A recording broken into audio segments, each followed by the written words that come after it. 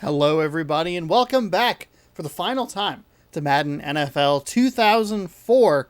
We're going to crown our fourth Super Bowl champion here, or Random Rosters Bowl, so that they don't copyright infringe me or copyright claim me or whatever. But either way, we're crowning a champion today. We're going to watch the Pro Bowl as well, so sit back and relax for the final 4 hours of football action that we'll have here in this season.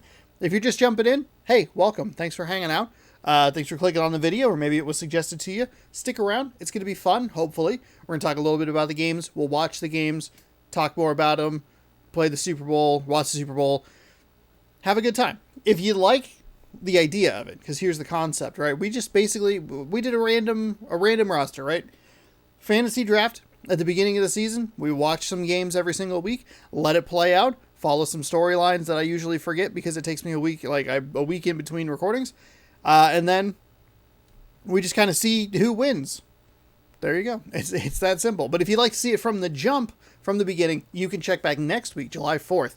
We'll be starting a brand new game, and so you can stick around, follow along through the entire season, and hopefully have some fun. Today, we're doing it. We're going to the conference championships. The Jaguars and the Jets, the Lions and the Buccaneers. Of these four teams, last week the Buccaneers were by far the best and most complete team of the four. The Lions have been consistently good, and even though they had to play on Wild Card Weekend, which is a little surprising, but even though they had to play on Wild Card Weekend, they're 12-5 record. No, 11-5. 11-5 record was still terrific. They lost out to the Packers, who played a home game against the Saints in the Wild Card Weekend, I think by some form of a tiebreaker.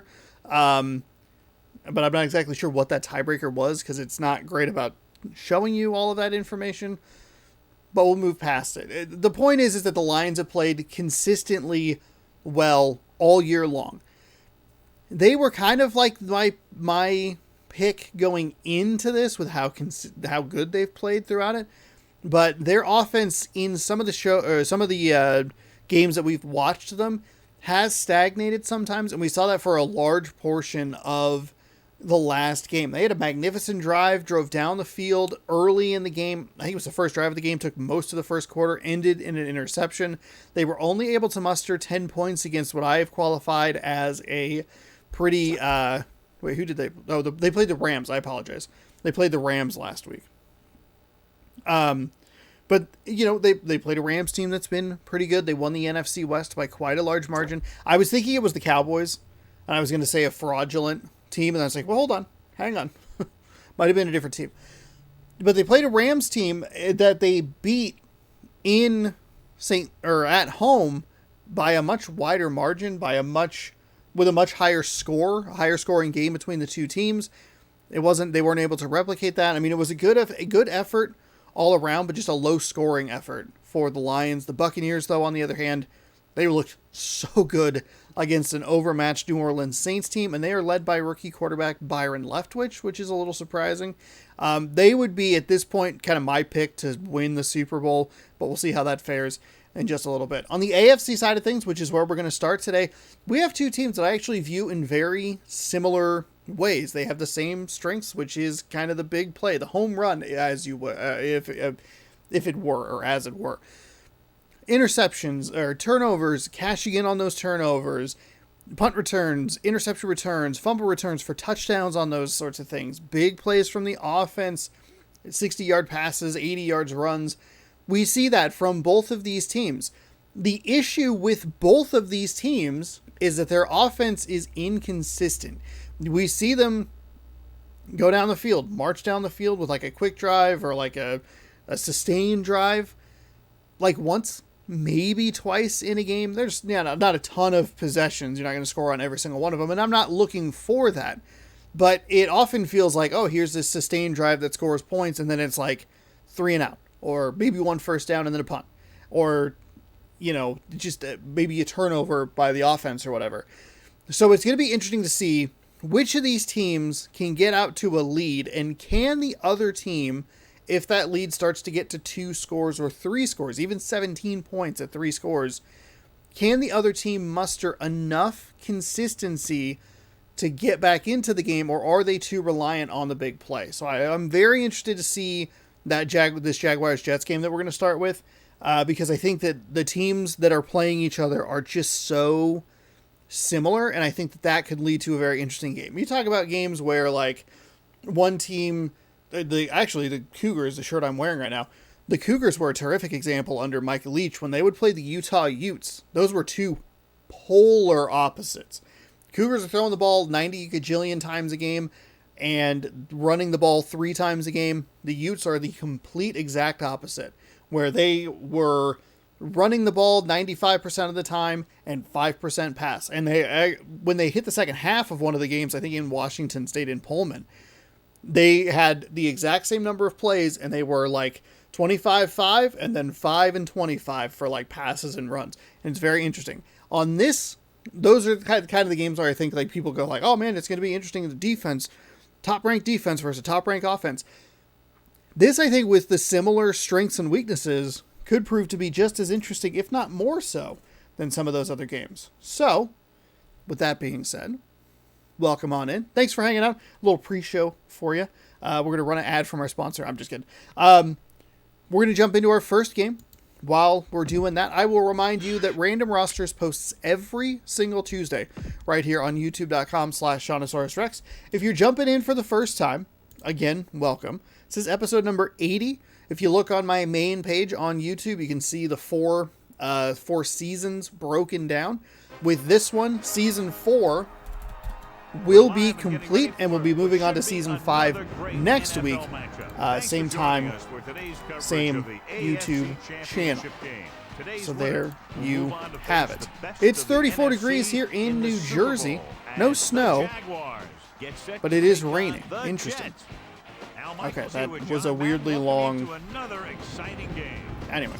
When you look at how good an offense it is Kurt Warner leading this Jets offense, which I honestly, for as much as I talk about how inconsistent they are, I feel like they should be more consistent with Kurt Warner. Probably at the peak of his playing prowess around this time. The Jets also, one of the... Was it the division? Was it last week? Or maybe it was week 17? One of the two, they survived a... oh God, what do you call it? Oh, they survived a pretty important injury, and I think that was part of why their offense was a little shaky. It's just that they had an injury to one of their top receivers, and they were able to survive that. So here we go from... I believe East Rutherford, New Jersey is, I believe, where they play here.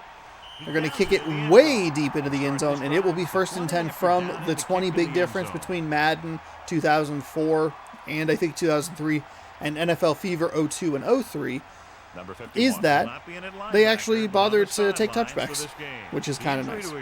So the Jacksonville Jaguars, who used a lot of big plays in their wild card weekend win, get the ball first. They'll pass on 1st down. Flings it to the outside. And it's caught. I did forget to mention that the New York Jets have 2 really terrific pieces on defense on the back end, and we saw one of the 2 gentlemen there. I can read the 2, but I can't quite always see if it's the 1 or the 4. And it's McQuarters, who wears number 21, and it is O'Neal, who wears number 24. They are terrific at interceptions, returns for touchdowns off of those. That was tipped and almost complete on the backside. McQuarters returns punts. I think both of them return kickoffs. It just kind of depends on which side of the field they go to. They are a formidable duo on the back end of this defense. So keep an eye on those. So the 3-yard loss and the incomplete pass sets up a 3rd down and 13. And that ball did look like it got kind of tipped up in the air and almost a diving catch. Oh, it's a fumble! Oh my goodness, the Jets! Right on cue. Well, not right on cue, but as you would kind of expect, forcing a turnover and setting themselves up with just amazing field position. I got really confused there for a moment because I forgot that Burleson wears 14 as a receiver. I was like, why is Initially I read that as Berline, and I was like, Steve Berline's the quarterback? That's weird.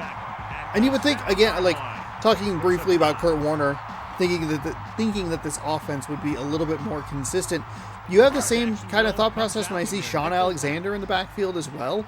He's not into his, like, 05, 06, like, prime, but still a good, effective running back.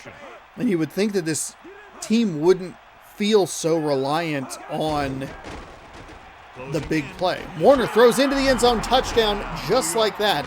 The Jets up 6-0, extra point pending here. The Jets also have won 10 games in a row or something like that. They started the season 3-5, and they have reeled off nothing but wins ever since. And they might even be a longer win streak. I mean, they were at 3-5 at one point. I think that's when they started their win streak.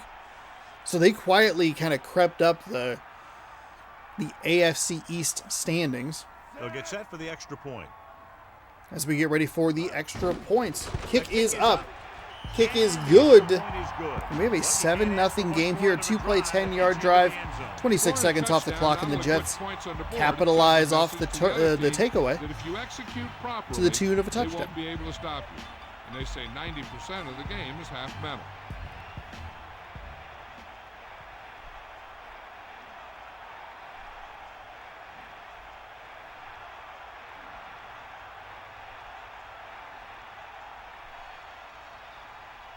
Elam in to kick this one off. He sends it off. So the kick is away. Not as deep that time. Actually about a 10-yard difference there. Jacksonville will return it up to the 20-yard line, and that's about where the starting field position usually is. Because either they'll return it ball on their own 21 to about the 20-yard line, and they usually make like a bit of a hesitation step to try and get a defender off balance, or they'll take a knee. We don't see a ton of touchbacks, but it is nice when it is nice to see a returner return the ball, not return the ball, receive the ball. There was what I'm looking for. There's O'Neal in the backfield. Again, that is one of our stars to watch here on this Jets defense. It's nice to see a returner receive the ball 8 or 9 yards deep in the end zone and not just run it out to the 12-yard line. It's real good.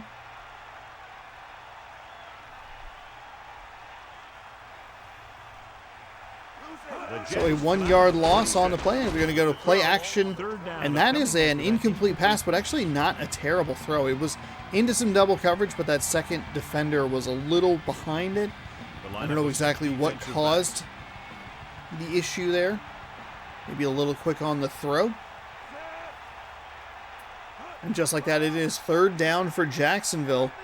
This is where they turned the ball over last time. Warren Sapp in the middle of that defensive line finds some room or has some time and finds a receiver with a little bit of room to wiggle past the 1st down marker and get a couple extra yards there. That gets him a first and keeps the drive going.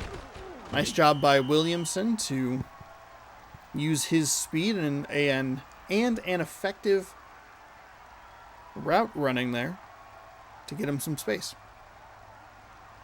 It's 1st and 10. Ball on their own 39. Branson sets up. They give it to the halfback. Keeps his speed. Going with a little bit of a run. Tries to pick up about picks up 1 or 2. Trying to get up between the tackles there. Only one man in the backfield. Ball on the 41-yard line. First down of the game goes to Jacksonville. These are the kind of drives I'm looking for Jacksonville to do. A little bit more consistent, but that was maybe not a good time to throw that out there as the pass is batted away. Incomplete. 3rd and 8. 3rd down and 8 coming up.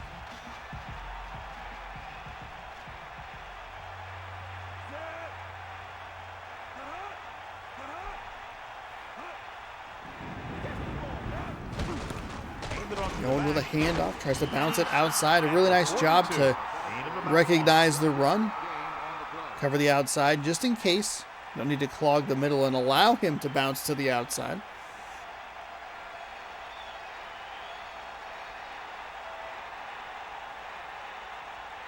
The quarter sets up to run back the punt. Here's the punt. Kick is away. It's going to be returned from about the 19-yard line, right up the middle, and taken down by the ankles around the 31-yard line. There's one of our first sightings of McQuarters. I'm sure we'll see him a lot throughout this game. Jets looking to take a commanding 2-score lead here halfway through quarter number 1. They begin their second drive of the day in much different field position than their first, on their own 30-yard line. Warner throws left side, finds a receiver, Burleson, right at the yard to the line to gain.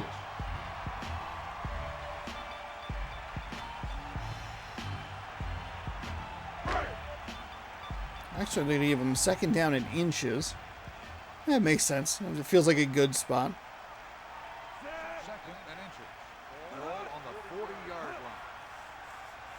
Looking to run it here. Second down in inches. Well, I kind of like the play action pass there. You're pretty well set up to be able to get the first down. Why not try to take a big shot on a second and inches? A third and inches probably isn't too much to ask from this offense with Sean Alexander as the running back. So I like the shot deep. Sometimes you see offenses, and I think it just depends on how the rhythm of it is going, where they take a really weird shot on like a second and short, like 3 and under, and you're like, why not just try to pick up the first down? You haven't been consistent at this. Just get what you can get and then go for the big play. Of course, it's a lot easier to say that, and maybe not as easy a conversion as you would think. A lot easier to say, hey, good call on the third down when it's a big completed pass, and then you see that first down and 10. They got them 2 yards, so I guess they would have gotten the first down, but maybe it's not as easy to run the ball as you would think it would be. Drops back, closing in. Warner throws right side, wide open. Gets over a man and high steps his way into the end zone. Pointed the finger up like number 1. I don't know why. I was really early with the defender not too far behind him, but that is going to be a touchdown. Santana Moss. And this is what I've been interested in seeing, right? So we have the turnover that leads to the first 7 points. The Jets put together a nice drive there after a stop on defense. They gave up the 1 first down, and then they were able to shut things down. What can Jacksonville do here? Jacksonville's got to get some points. And it's on its way. Kick is up, and the kick is good. 4-play, 67-yard drive. Takes 1:15 off the clock. Not as long a drive as I thought it was, but it was a good drive nonetheless. Maybe blitz a little more, trying to create some additional pressure. They have to find a way to get this offense out of their rhythm. A good way to get an offense out of their rhythm would be to keep them on the sidelines. Let them cool off a little bit, give your defense an opportunity to rest. If you give this ball back to New York in like 6 plays or fewer, I think you're going to be in a lot of trouble. They'll return it from the 5, and each New York Jets kick has actually gotten... Oh, it's fumbled! It's fumbled! And I think that means that the Jets have it. Jacksonville immediately challenges the fumble. I was kind of surprised that the ball was on the ground. Let's see, Warner to Elam. That was weird. I think he's going to be down. Usually there's like a solid knee down before the ball pops out. That's a pretty easy overturn. Great challenge by Jacksonville. This game does have like enough of a delay, to where you can kind of tell if it was or wasn't a fumble. And that was one of the easier play reverses that we've seen. One of the most brutal was a Denver Broncos interception return for a touchdown early in the season. It was not an incomplete pass. They ruled that it was incomplete. It hit the ground or whatever. It's like, oh my gosh. It wasn't even close. Fumble! They fumbled it anyway! Jacksonville just does not understand how the rain works. When it's raining out there like it is in this one, you got to be sure have you wet protect balls the ball. down there. Guys are coming in for the tackle, and they're always looking for the strip. They're looking to knock that thing out of there. Drops back. Under pressure. Jacksonville drops back, throws, and finds a man over the middle. Big time play by number 8. He'll get all the way up to the 48-yard line, setting up a fresh set of downs. And he's going to move it with speed.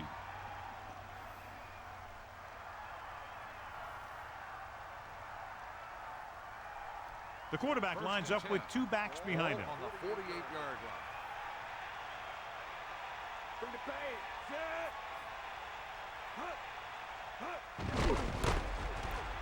Oh, wow. That was a really nice run design by Jacksonville. They had everybody rushing off that the offense's right side. Good vision to break it to the left side, or good play design. Both, maybe. A little bit of both. And that'll be a 7-yard gain. It'll set up 2nd down and 3. Ramsey with a man in motion.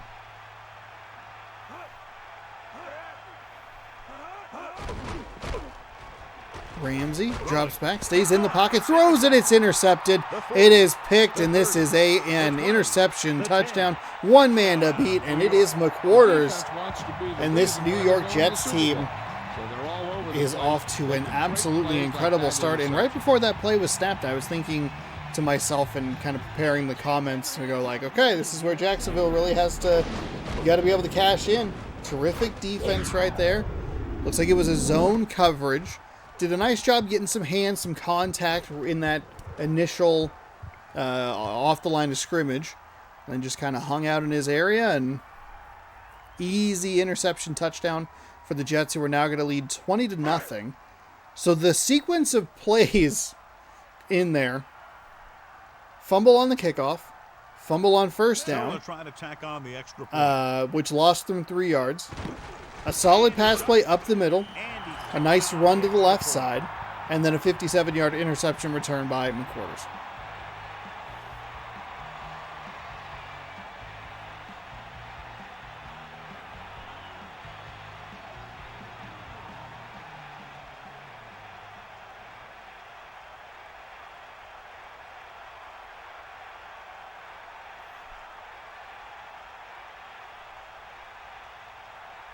And the kickoff team comes out onto the field. 21-0 here in this AFC Championship game. Kick downfield.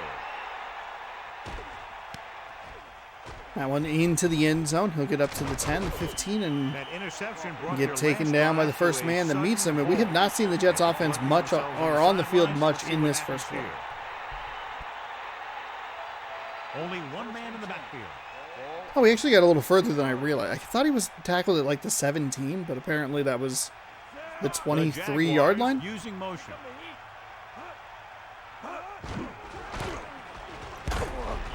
We're going to try left side again. Well read by the Jets defense, and they'll get him at the line, maybe a gain of 1. A little hard to tell from that angle. Maybe they thought they could get a break for a big gain or something. 2nd and 9. 2nd down and 9. That will close out the first quarter. Absolutely dominated by the New York Jets, who lead by 3 scores. Ready for quarter number 2, and we'll see if Jacksonville has any answer. Unfortunately for the Jaguars, they got the ball first to start the game, so it's going to be Jets ball out of the half. So you can't even try to work in like a double dip scenario to try and close that gap without the Jets touching the ball. They're going to have to rely on their defense to get a stop. He's going to slip a tackle. 2 men in pursuit. The 30, the 20. He's diving and taken down right around the 20-yard line. McQuarters actually took a pretty poor line there. Just kept running into the back of his own teammate. Should have gone around. He was clearly much faster. But thankfully, the linebacker that he was behind fast enough to take to get him on the diving tackle. Only one man back. Pitch left side, trying to find some room, cuts it up the field. Love to see that type of run right there, and a solid gain of 6.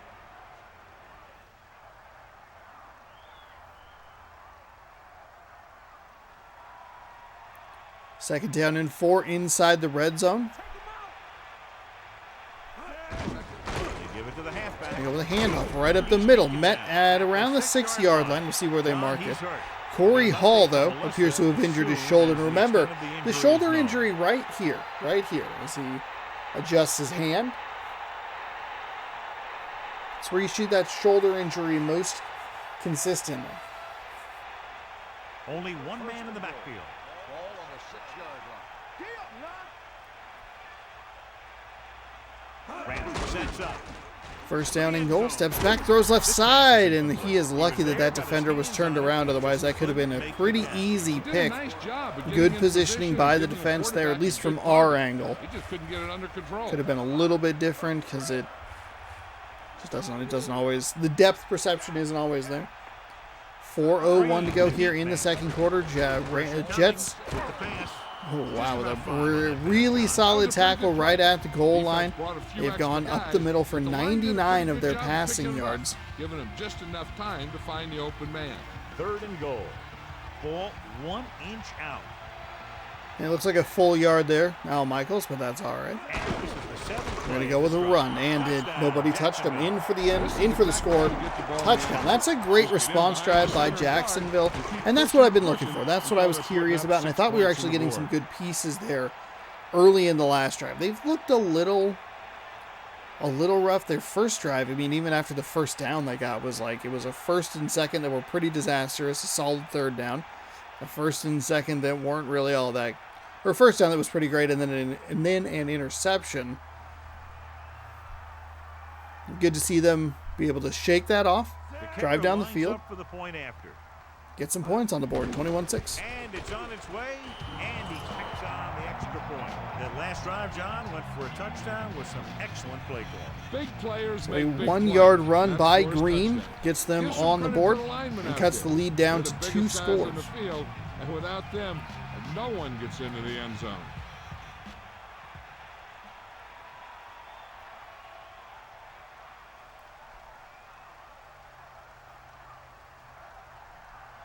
Reed is back and ready to put this one in the air. Nice distance. The kick is away, From the and it'll be 4-yard about line. 2 yards short of the line to go, or the goal line. They'll get up past the 25 towards the 27, and that is where we will see 1st and 10 for the New York Jets. O'Neal on the return there. Let's see what the Jets can do to respond here.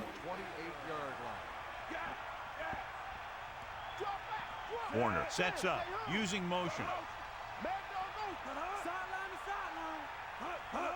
Crosses it right. Pitch to the right side, tries to get the edge, but the Jaguars do a great job of covering it that time. It was just about impossible. Alexander went with a bit of a stiff arm, but it did not matter. Just as soon as you snap the ball.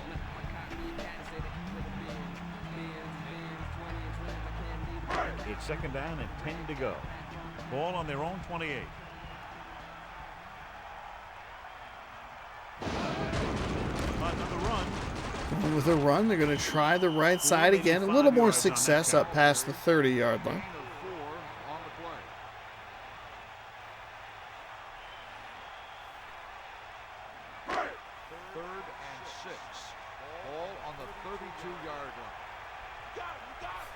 It's a big play for the Jacksonville defense. See if they can get them off the field right here, right now.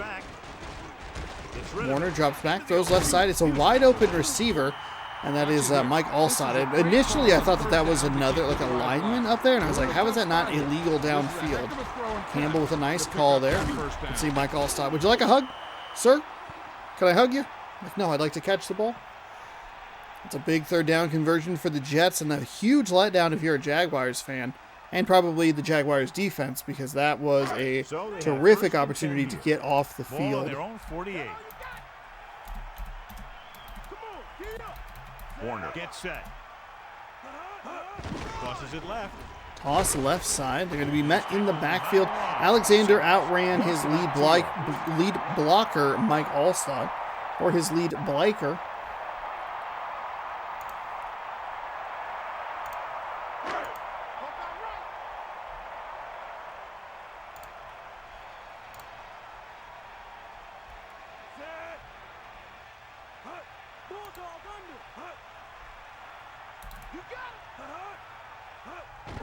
Closing in, surveying the field. Warner with a huge mishap there. Sacked deep in his own, or deep in the pocket, I should say. And then, and there was a fumble on top of it. Lucky to get back on top of it. It is 3rd down and 23. We're going to hit that 2-minute warning. Don't worry about snapping this ball. What a disaster there. The Jaguars line up in the quarter defense. On the 36-yard line. Bring the pace. Let's go. 2 minutes to go. So 3rd down and 23. It's a big play. Jets, big play for the Jets. You see Kurt Warner with that sidearm throw, trying to find what looked to be Mike Allstott, but not nearly enough there. and he's trying to force And that it. is So the punt team gets ready great as we news for near the Jacksonville halftime. Jaguars. I went to look something up, and then I looked back, and Kurt Warner is making a weird path in the backfield. I thought, that's not good. And it's a fumble on top of it. Absolutely wild. That's what you'd like to see Jacksonville. Ooh, boy, big hit right after returning there, receiving the return there. Receiving the punt, I should say. Don't stop. Keep going until you reach the ball carrier. If they don't want to go into the half down by this much, they're going to need some good throws and good clock management here. So they have 1st and 10 here. You'd love to see Jacksonville take advantage of that turnover. See if they could make the quick change Comes out in a dime package. instead of the more scheduled change of, okay, they're going to punt the ball away on 4th down. Throws it left side, and it was a contested catch. Rain clearly a big factor. When it's raining like this, it can make it very hard to get a good grip on the ball, especially guys with smaller hands. So they'll have to do a good job of keeping the ball dry before each snap. They'll need a good pickup here to make their way further downfield, or they'll have to face a 3rd down situation. Green, the deep man. Drill. Hit as he tried to get rid of it. Thankfully for Jacksonville, not a fumble. It's going to set up 3rd down and 10 here with 1 minute and 44 seconds. Good job so far by the New York Jets to respond. The outside, all in an attempt to create turnover opportunities in the secondary. The offensive line needs to do a better job of holding on their block. Ramsey drops back, throws over the middle, finds a wide open receiver. He'll be into Jets territory inside the 45-yard line. On the 43-yard line. That'll make it. They'll switch to a hurry-up offense. Throws left side, finds a nice completion there. He's going to make it up past the 20, down inside probably the 15-yard line. Looks like they're going to line him up on the 14. It'll be 1st down and 10. That is a huge play on 3rd and 10 to get that conversion. Ramsey drops, rolls right side, fires as he's hit. Nice tackle on the backside by the Jets to keep him out of the end zone for at least another play. 1st down and goal. Let this clock wind down. We're going to see a timeout at a minute if they can't get set. 2, 1, and they do just get it off. Ramsey throws, easy completion for the touchdown, and Jacksonville making a terrific comeback here in the second quarter. It was all Jets in the first quarter, 21-0. It has been all Jets in the second quarter, 13-0 with an extra point pending, and that is the kind of drive that you're looking for. Consistent drives like that. And even if you're settling for field goals, even if you're just playing the field position battle, just get some 1st downs. Not going to score on every single drive, but you can't go 4 or 5 drives in a row without scoring and doing next to nothing with it. The kick is up, and the kick is good. 61 yards in 6 plays, just under a minute. The hurry-up offense really seemed to help the Jacksonville Jaguars get into a bit of a rhythm there. Maybe that's maybe you kind of just throw in the Chip Kelly mentality of like, I don't care. I don't care how much time we're on the field. We are going to work with we're going to stick with what works best for us. In this case, Reed will be quick. Don't give your quarterback too much time to think. Should be returned from the 8-yard line. From the 8-yard line to the 15, and not quite even to the 20. Or maybe it's short of the 25. It was short of the 25. I guess my math is just off on there. Careful and not let the other team back in it with a turnover. It's 1st and 10.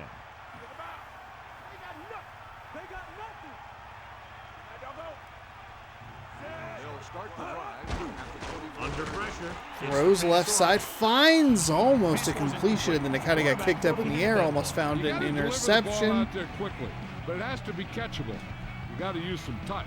Looking to pick up a 1st. And turnovers are the difference in the field, game right now. the The Jets have that interception touchdown to thank for their lead at the moment.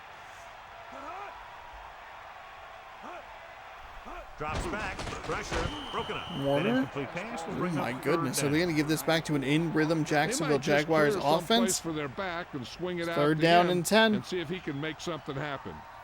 The quarterback lines up with 2 backs behind him.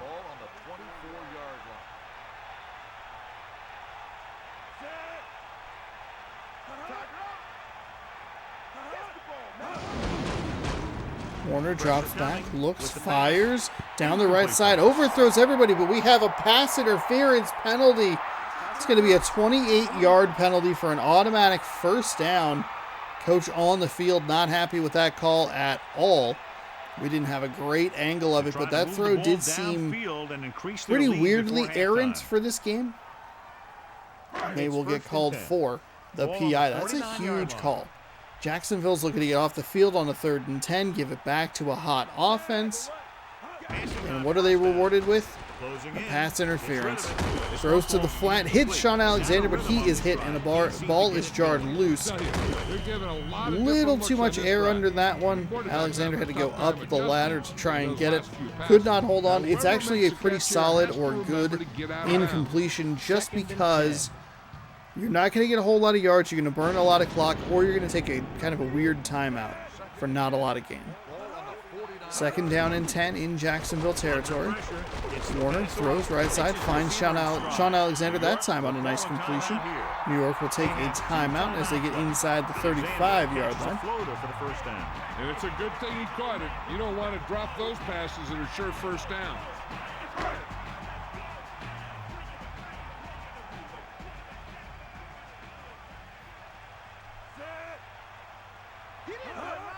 Alexander. Going with a run, trying to find some room up the middle, bounces left side, spins back toward that middle.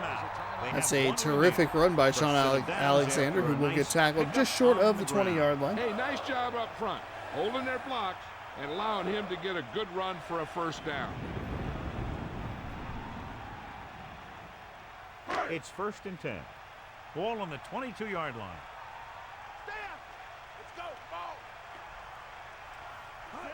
Tosses it right. Warner toss to the right side. Jacksonville all over it. Couldn't get the first couple of guys to bring him down. A little surprised to see the Jets keep it on the ground. I think they burned 2 of their timeouts now.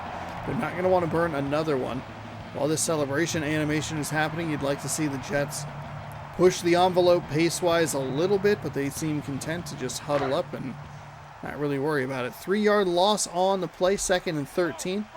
Automatic timeout will be called around the 9-second mark, so unless they get a touchdown here, which they won't, New York will take their final timeout, and they will settle for a field goal on a drive that actually looked pretty good.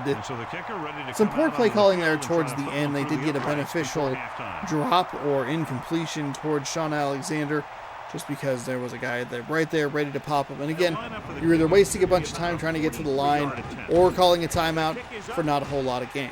The kick is up, and the kick is well short. No good. Jason Elam, I think he missed one last week as well. And in the first games of the playoffs, the wild card weekend, we saw some away kickers miss, but home kickers? Ball on their own 33. Home? At home? Your own stadium? It's been a little bit rough. Throws right side, almost intercepted. I don't think there's too much of a reason for Jacksonville to be that aggressive, especially when the reward could be an interception return for a touchdown. From the gun. Dropping back. 2 seconds to go here in the half. He's going to throw it over the middle. They needed that completion one play sooner to at least get themselves an opportunity or a better opportunity at a Hail Mary, but a nice find nonetheless. The Jaguars make a furious comeback there in the second quarter, outscoring the Jets 14-0, but since they gave up 21 points in the first quarter, they find themselves down 7. They're going to lead the yardage and most likely the time of possession categories thanks to the interception return for a touchdown. Reed is just about ready to kick this one away. Short kick. He didn't get much of that one. And as we start quarter number 3, it is 21-14. Terrific run's going to be called back due to a hold. Only 10-yard penalty. Still pretty okay field position at the 25-yard line. If they had not called the hold, it would have been from the 35-yard line. Nope. So they have 1st and 10 here. Ball on their own 25. Sorry about that. Bumped the old microphone with my arm.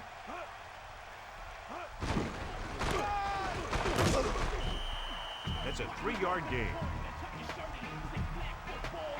Sean Alexander getting the carry here to open up the second half. Jaguars coach feels good about where his team stands right now, Al. Jacksonville Jaguars coach feeling good after the defense gave up a gain of 3. Field to work with. If they can capitalize on that, we could be in for a very exciting second half. Pitch going right side. It's a pretty nice run that time. Tried to get the edge, got set a little bit better, but not a whole lot of room to work with. 3rd and 5.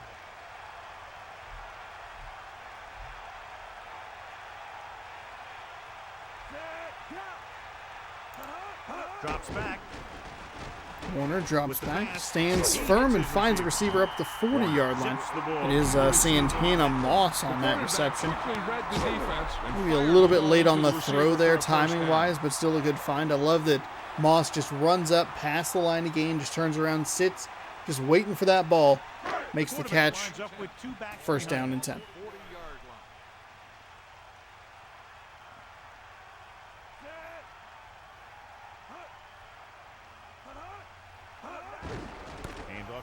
The handoff. Tried to find something on the left side, but the Jacksonville defense was ready on the outside.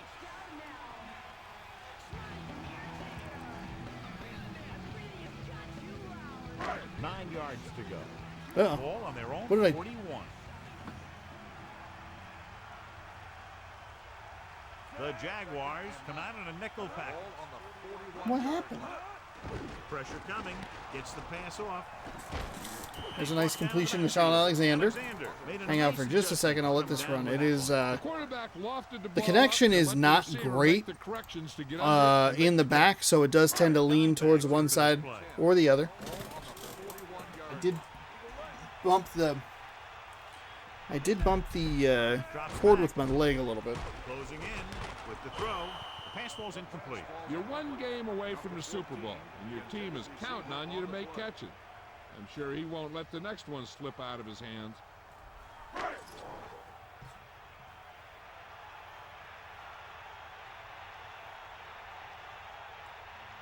Washington is the deep return man. Here's the punt. From the 22-yard line. The 40. We have an incredible run back there up near the 50-yard line, and this is what the Jacksonville Jaguars need as I try to tinker with some chords here. Not exactly sure what the... I assumed that in the back would be the problem, but not super sure.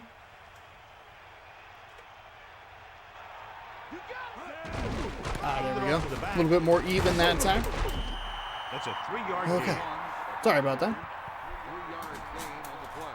It's so finicky, and I don't know if I need to get a different PlayStation or if it's just the cord itself. I think it's the connection. 49-yard line. Pretty sure.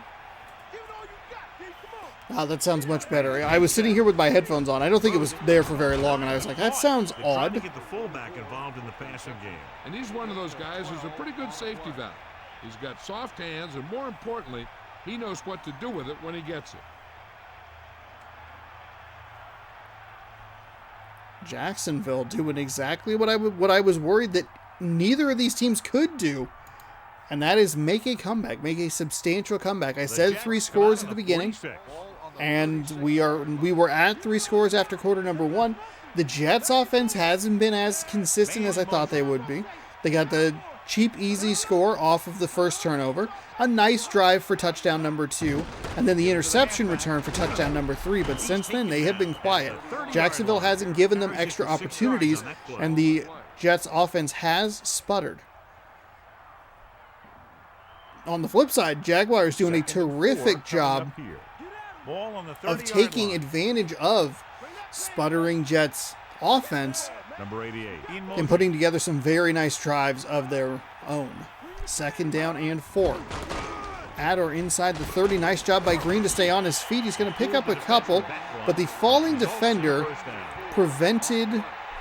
Did he get the first down on that one? I was going to say it seemed to prevent him from falling forward because those hitboxes sometimes just act as walls and just stop the progress, even if it shouldn't. Only one Because he's tumbling out of the way, but the hitbox is kind of weird. I don't know. Doesn't really matter because it is first down and 10. Clock runs inside, or I should say down to 1:30 here in the third quarter. Toss play left side, met in the backfield, but they can't take him down. Slips through a couple of tackles and does a good job to make sure that it's a positive gain there. Sets up second down and medium, 2nd and 6.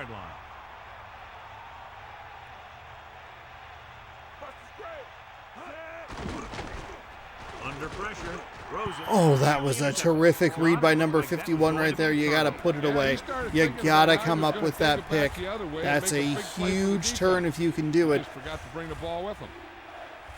It was such a good read. He watched Ramsey the whole way, saw exactly where he wanted to go, and didn't get a great...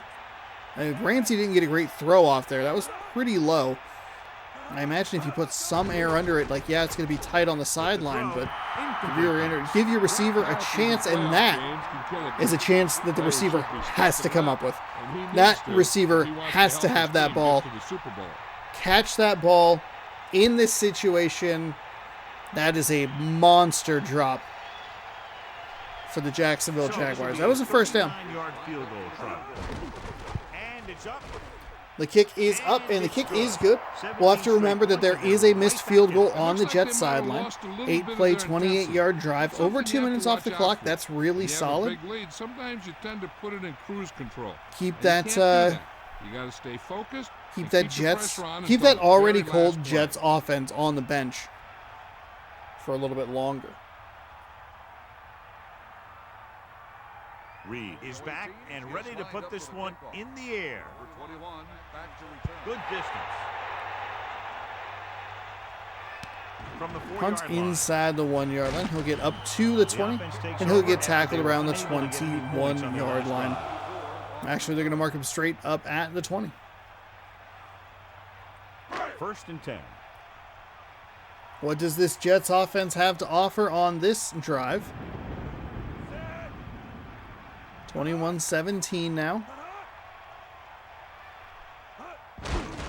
Warner going with the run. Terrific job on the defensive side to get into the backfield and stop Alexander before he can do anything. Cut back, but the defenders had all their gaps, and there was no place to cut at all. Second down and even longer. Coming right up.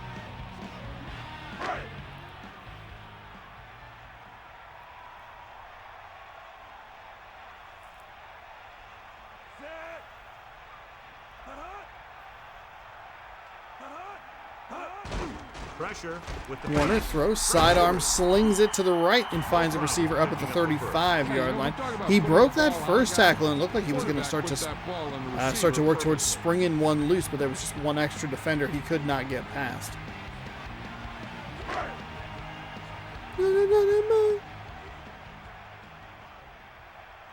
This third quarter breezed by quite quickly as the thunder claps in the distance. First down and 10 at the 35-yard line. Jets shifting into clock management mode. It's a completed pass. I thought it was going to be an interception. They're going to call a pass interference, and it's actually going to be a better deal for them to get a couple extra yards on the completion rather than take the penalty. Interesting that we've seen 2 pass interference penalties in this game. We don't see that one a ton. There's maybe some of the first that we've seen. See the 5-yard face mask and clipping a lot. That's a throw over the middle, and that's another linebacker that should be coming down with an interception. He just couldn't bring it in. It's been a great game so far as these two teams move to the 4th quarter with the score. New York 21. It's been a surprisingly competitive game. And we'll start the 4th quarter. It's 2nd down and 10 to go. Ball on their own 48. Using motion. We see a false start here. Marker down on the field. That is interesting. False starts have also been increased here in the early on that play. That guy went into his block. What's it called? In the playoffs, it's been more consistently called. We thankfully have not seen nearly as many terrible clipping calls because the clipping calls, 1, they suck, but 2, they're always like so far away from the play that it doesn't even matter. It's now 2nd and 15 after the penalty. So a bad start to the fourth quarter with a procedural penalty for the New York Jets. Sets them back to first down and 15. Throws deep down the right side, threads the needle between two defenders, and finds the receiver. Number 89, I believe he was the guy who went out with injury for a little bit in one of the previous games we've had them on. I want to say it was the opening round, or the divisional round, excuse me. Opening game of the divisional round, but I can't remember exactly. The quarterback lines up with two backs behind him. On the 31-yard line. Sixth play of this High drive. formation, pitch right side. Well read by those Jacksonville defenders. No matter how ineffective it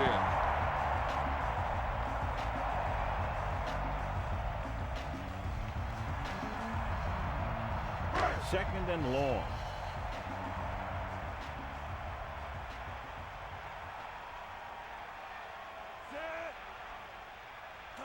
Drops back, throws over the middle, finds a receiver. They'll be inside the red zone, inside the 20-yard line for a first down and 10. This Jets team doing a great job finally responding on offense here. Jets have given up 17 unanswered points. You don't want to see that at any point in the game. Of course, they got 21 unanswered points themselves. But they have had opportunities to respond and try and keep this deficit a multi-score affair. And they just have not been able to do it. Going with a run right up the middle. Sticking with it. Alexander finds a little bit of room, but not a whole lot.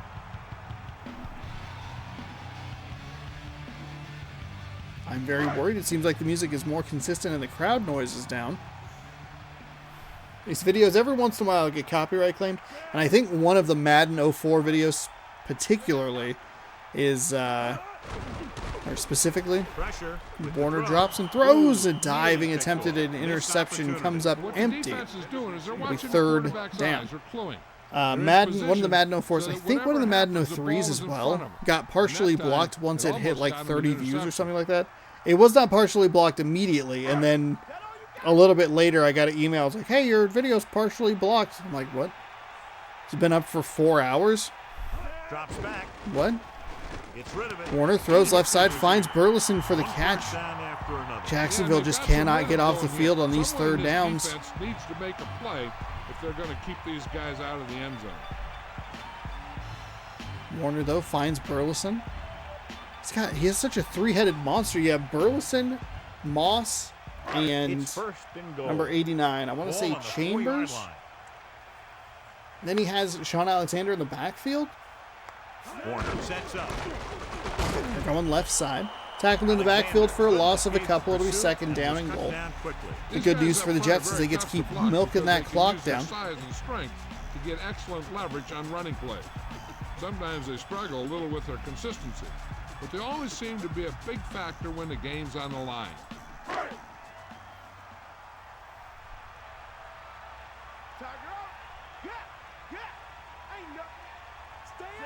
Carswell goes in motion.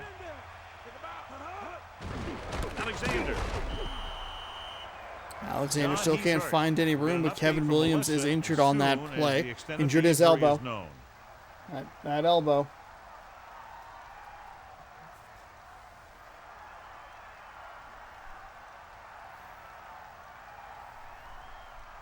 Third and goal. All right, third down and goal. Field goal is not the Jets' best friend here. Touchdown would beat them. Does make Jacksonville have to score a touchdown rather than just kick a field goal. They're going with a fullback run. He got 3, but he needed 5. I'd kind of like to see the Jets maybe go with a bit of a mad lad play, even though it's probably a bad idea. But basically, it's just going to be an extra point. And here's where that missed field goal earlier comes in. Could be working with a 24-17, and this could push it to a 27-17. Instead, we're looking to make it a 24-17. You know what? I did my math wrong. For some reason, I thought the Jets were only ahead by 3. Whoopsie daisy. Good job by the Jets here to make sure that they are using all the clock that they can. They're going to hit the 2-minute warning and most likely kick this through. I don't know why I thought that was 3 points. Yeah, field goal's huge, by the way. Someone watched that and went, why is he talking about that?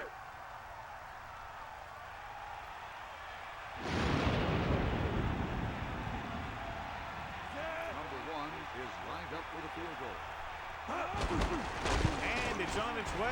The kick sails Kick is through. up and the It's kick good. is good. So a 19-yard field goal by Elam makes it a touchdown game. Boy, my math was all off there.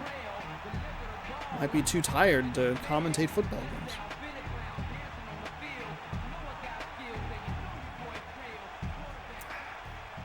Some delicious caffeine should fix that.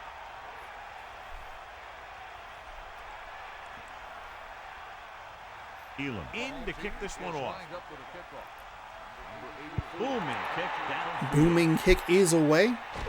And to be returned, actually it'll be knelt down in the back. It'll be a touchback. First and 10 from the 20. What did the Jacksonville Jaguars have left in the tank? They have outscored since the beginning of the second quarter. They've outscored the Jets 17-3. Dropping back to pass on first down. Ramsey, nice job to avoid the pressure, and he almost throws an interception.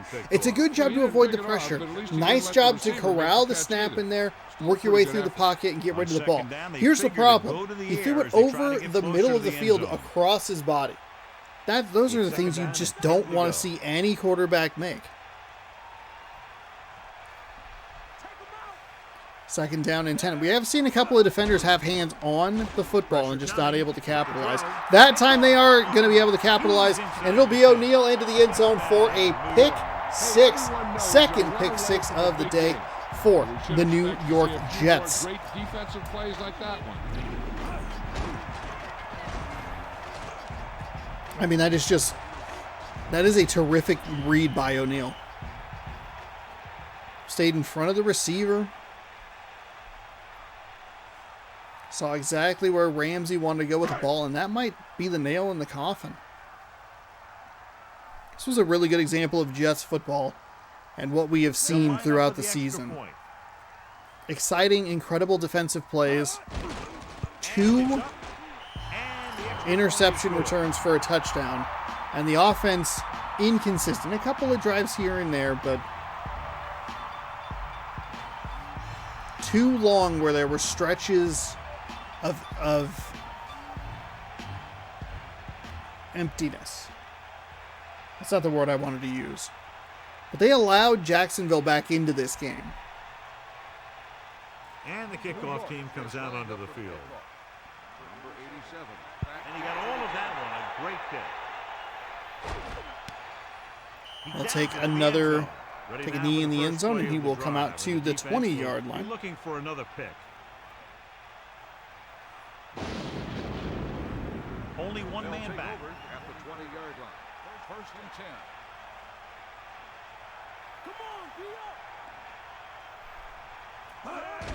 Closing in. Ramsey drops back, throws, finds the receiver left side, tackle up, or the right side, excuse me, and he'll get up to the 40-yard line.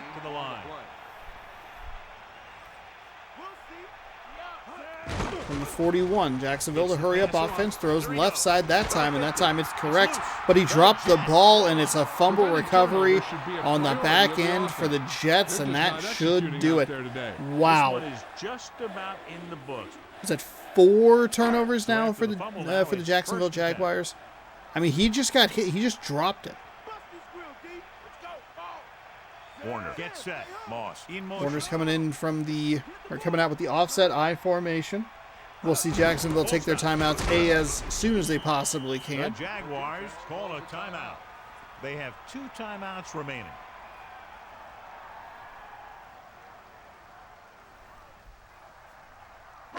Second and 8. Ball on the 49-yard line.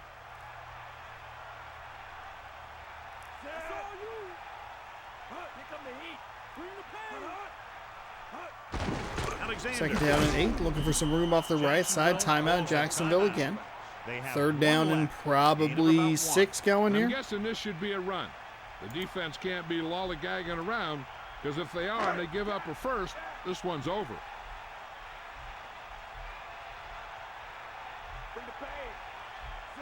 Carswell, the man in motion.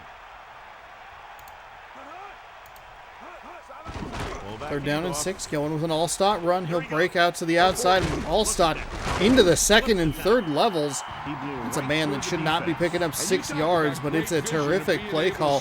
Followed his blocks and able to just, you can see him hold on to that ball Make sure it's nice and tight in his arms, and it is a first down.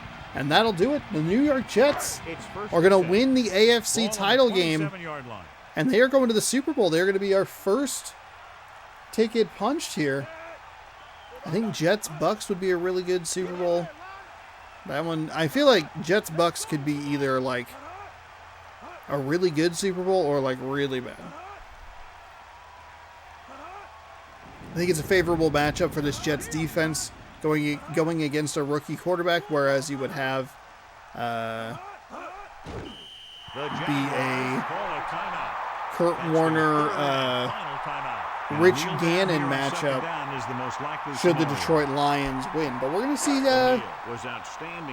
O'Neal, 6 tackles, 1 interception, 1 touchdown, 1 recovered fumble. Terrific effort out of him today. All right. The final 38 ticks will run down here. And we will be on to the NFC title game. We're going to head down the coast to Tampa Bay to watch the Lions, who had to go on the road.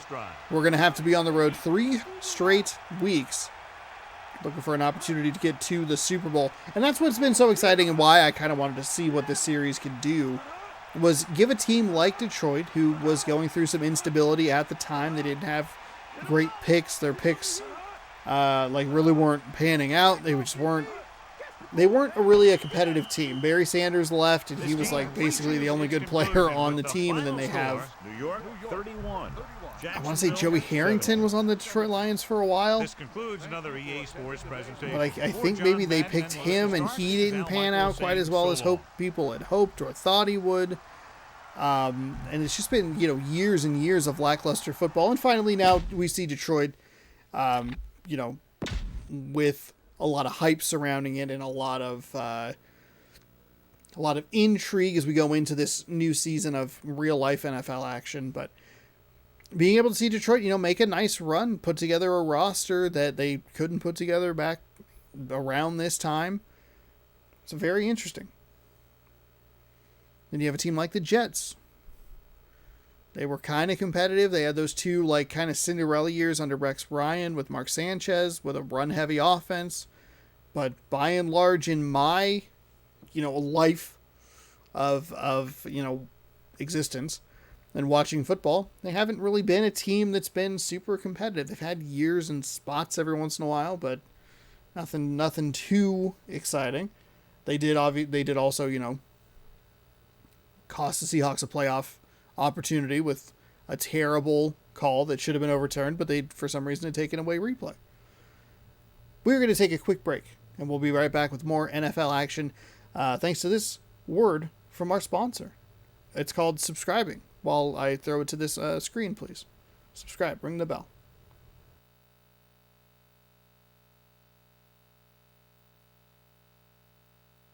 Did I really start this with the Mariners thing? I forgot to do the Madden one. Whoops. Mariners baseball, by the way. Here's our sponsor. Let's we'll improv it a little bit. Mariners baseball tonight at 6 p.m. Pacific time. Yeah, they're taking on the New York Yankees. Nope, that's not true. This video is further out than that. They are playing the Washington Nationals. Weird that I know that off the top of my head, but you can catch Mariners baseball a little bit later tonight, 6 p.m. Pacific time, right here on the channel. So be sure to scroll down, subscribe, ring the bell, and you'll be notified when I post new videos, both Madden and Mariners baseball.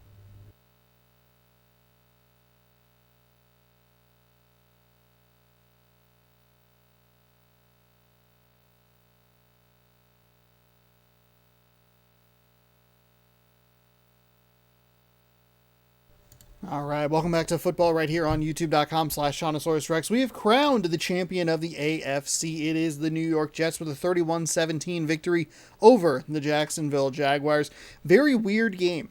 Just to kind of quickly wrap that one up. 21-0 Jets lead through the first quarter.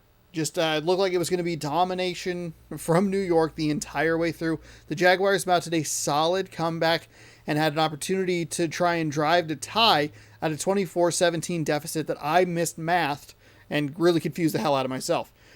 They threw an interception that went for a touchdown, extended that lead out to 31-17, and that was kind of how that ended. We're moving on to the NFC side of things. We have the Lions taking on the Buccaneers. The Lions 13-5 taking on the Buccaneers 13-4. It is technically the 5 seed, but probably the 4th best record in the NFC. I mean, the NFC had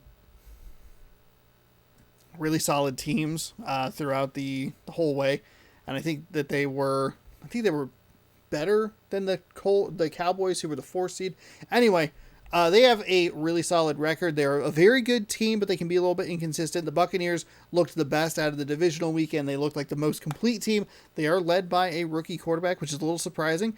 However, I mention that because Joey Harrington, Joey Harrington, that sounds right, led the Atlanta Falcons to the NFC title game where he failed to get to the Super Bowl. We'll see if a rookie quarterback can get to the Super Bowl for a meeting with the New York Jets coming up right now.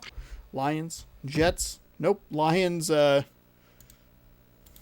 Lions, Buccaneers. Sorry, I read ahead in the script. I'm kidding.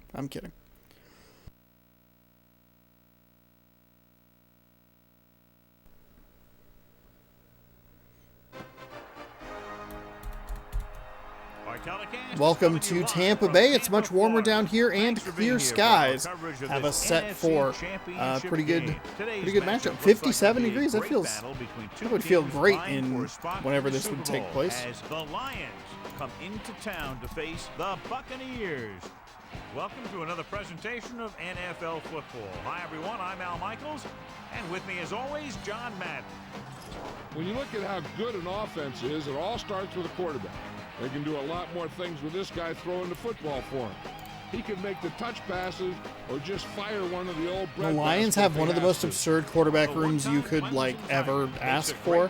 It is mind-boggling how good they are. They have Dante Culpepper as the starter, or had Dante Culpepper as the starter, and then Rich Gannon, a 97 overall, is their backup. And even beyond that, it was like Sean King. It's like these are 3 starting quarterbacks that are all on one team. Both teams ready. One will represent the NFC in the Super Bowl as we get this game underway.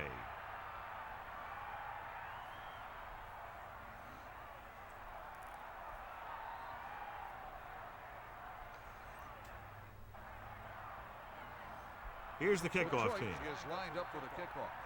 Detroit lined up and kicks it away. So we'll get to see this Buccaneers offense led by rookie quarterback Byron Leftwich first, barring some sort of kickoff return for a touchdown, which I realized. I was like, man, you're really making it sound like they're not going to return it for a touchdown. I thought, you know what? They could. It'll be first down and 10 from the 29-yard line. Solid field position here for Tampa Bay for their opening drive. Just a terrific performance in last week's game. Runs into the running back a little bit there, finds a receiver, and they are off to a fantastic start. An even better start after a wonderfully executed spin move, hit the circle button, and moved beautifully toward the inside. And a ton of space gets him inside the 15 down to the 14-yard line. First and 10. Ball on the 14-yard line.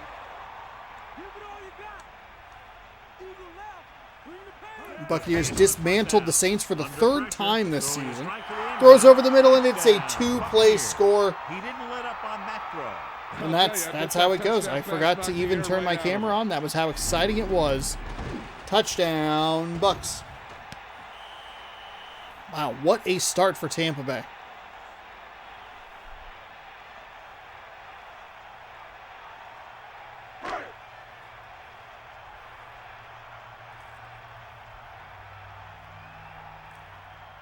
The kicker lines up for the point after.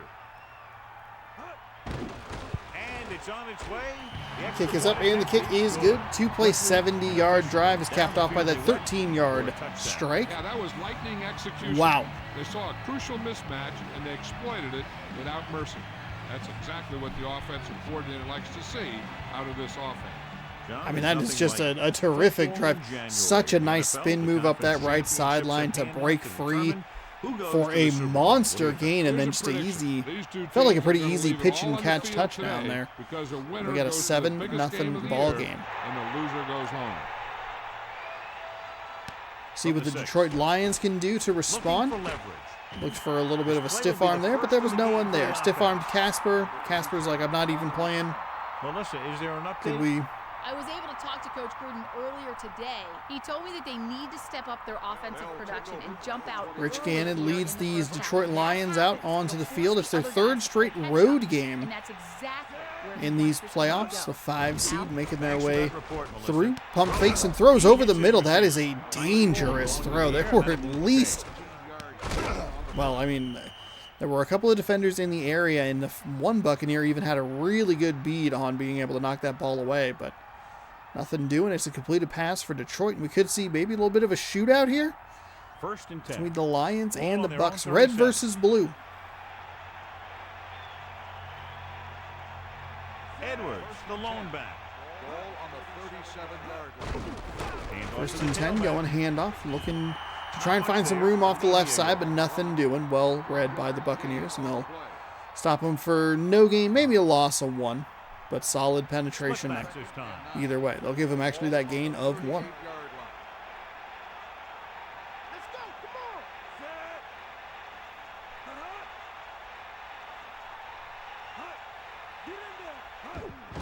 Pressure, it's rid of it. Throws left side, that should have been picked. That was a terrific opportunity at an interception. We've seen that play very consistently throughout the back half of the season, like a 3-step quick drop. As soon as that third step hits, the ball is out of the hand, and that's the danger of it. It's a bad read, bad decision to just rip that ball out there, because it could end up in an interception, and it should have in that scenario.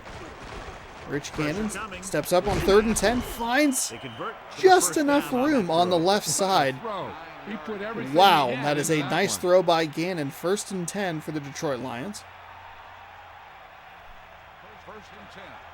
Ball on the 47-yard line.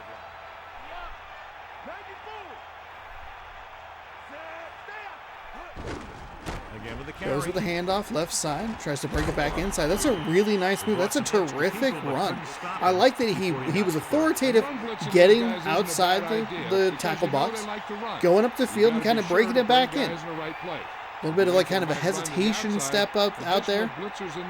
Just a fantastic run there for a gain of 10 and a first down.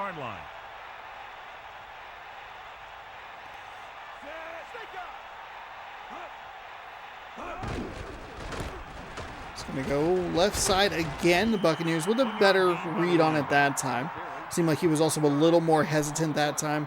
I don't know that he's going to pick up a ton more yards, but you can see kind of the difference between the authoritative getting outside, going, and that kind of like, can I go inside? Am I going to bounce this outside? Defense has opportunity to get there, stop him for a 1-yard gain. And we're going to see a holding penalty erase a terrific run right there.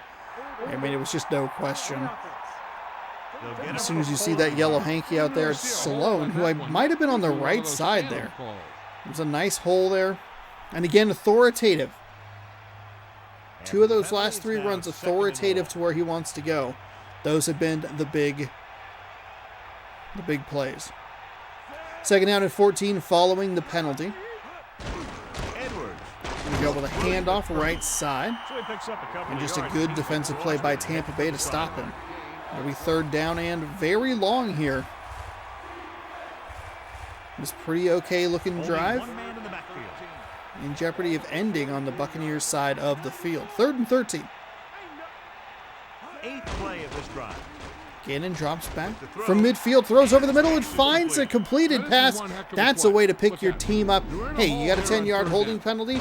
Just grab a pass for about 20 and a first down. Nice job by Sloan. And good play design, nice route running. Everything really came together on that play. And it is a fresh set of downs for the Detroit Lions. We are inside 2 minutes to go here this first quarter. The Buccaneers bang, bang into the end zone for the touchdown. Detroit, a much more methodical, slower pace drive here. 9 plays, Al Michael is informing me in the headset. Lost about a yard. Loss of 2 on the play.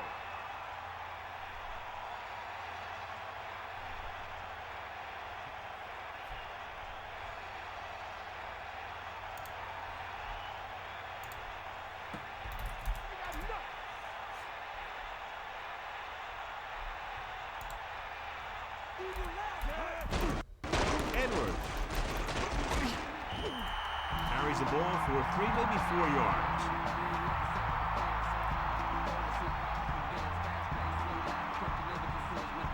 Third and long. Ball on the 23-yard line.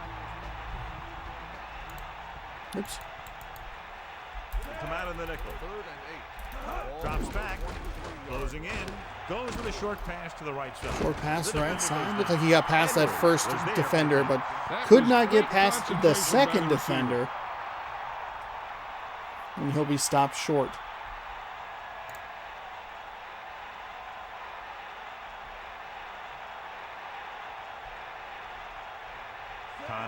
Is it weird that you can buy Madden 09's Collector's Edition for cheaper as the kick is up? And the kick is good. So Detroit takes 3:48 off the game clock, 13 play, 45-yard drive. And matches, well, responds to Tampa Bay's touchdown with a field goal of their own. I was looking up NFL head coach there because I come up with things I need to look for at very inconvenient times. And here's the kick. it's like, oh, NFL head coach Xbox 360. It's like $30, $35. I'm like, why is this so expensive?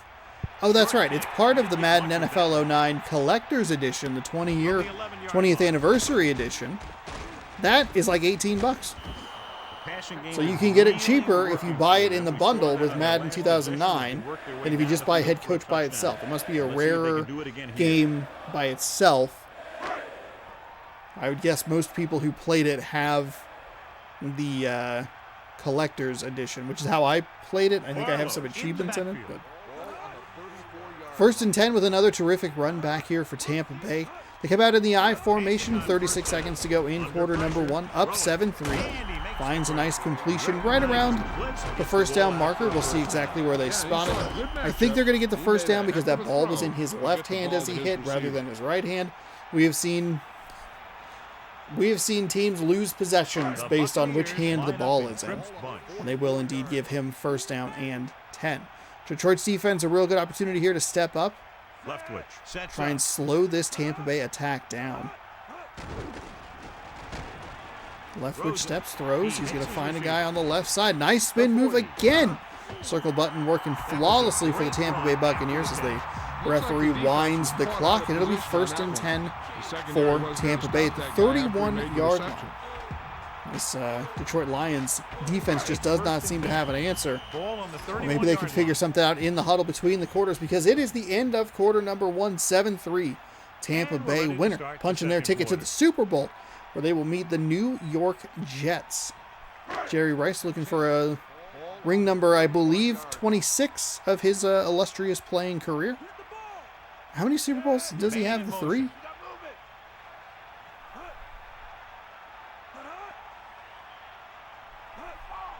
Dropping back. Somehow the 49ers had like back-to-back dynastic runs. Like most teams would look for one of those two situations. And he's trying to force it.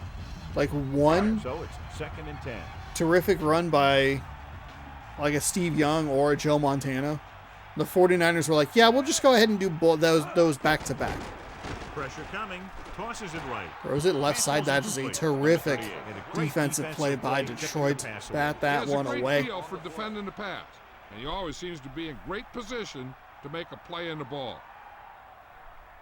They'll go from the I formation. Ball on the 31-yard line. Using motion.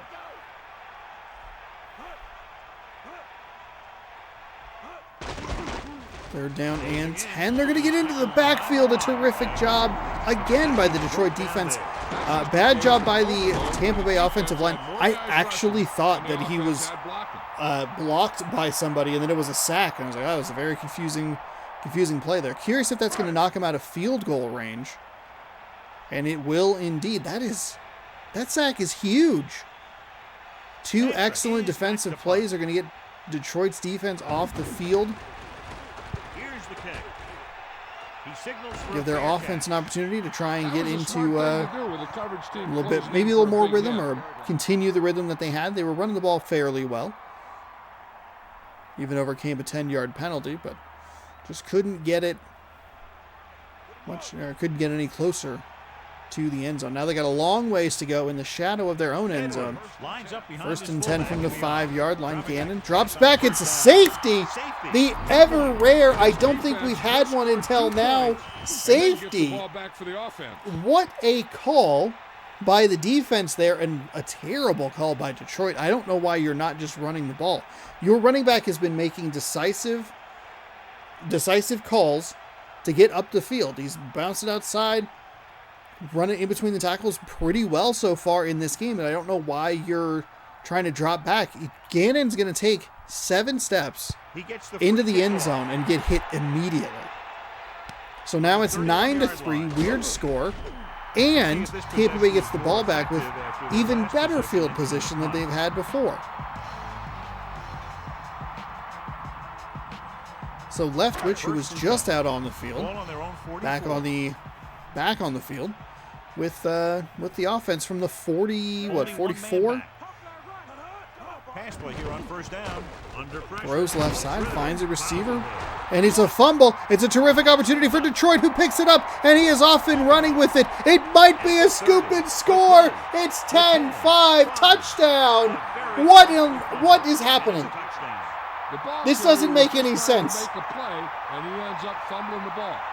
You put your team in a hole. It went to a safety, a free kick, a first and 10 from the 44, and now it's a scoop and score touchdown? Tampa Bay is going to challenge the ruling on the field. Let's see what we have here. It's Jerry Rice. Those old ring bearing fingers. I think it's going to be out. Up.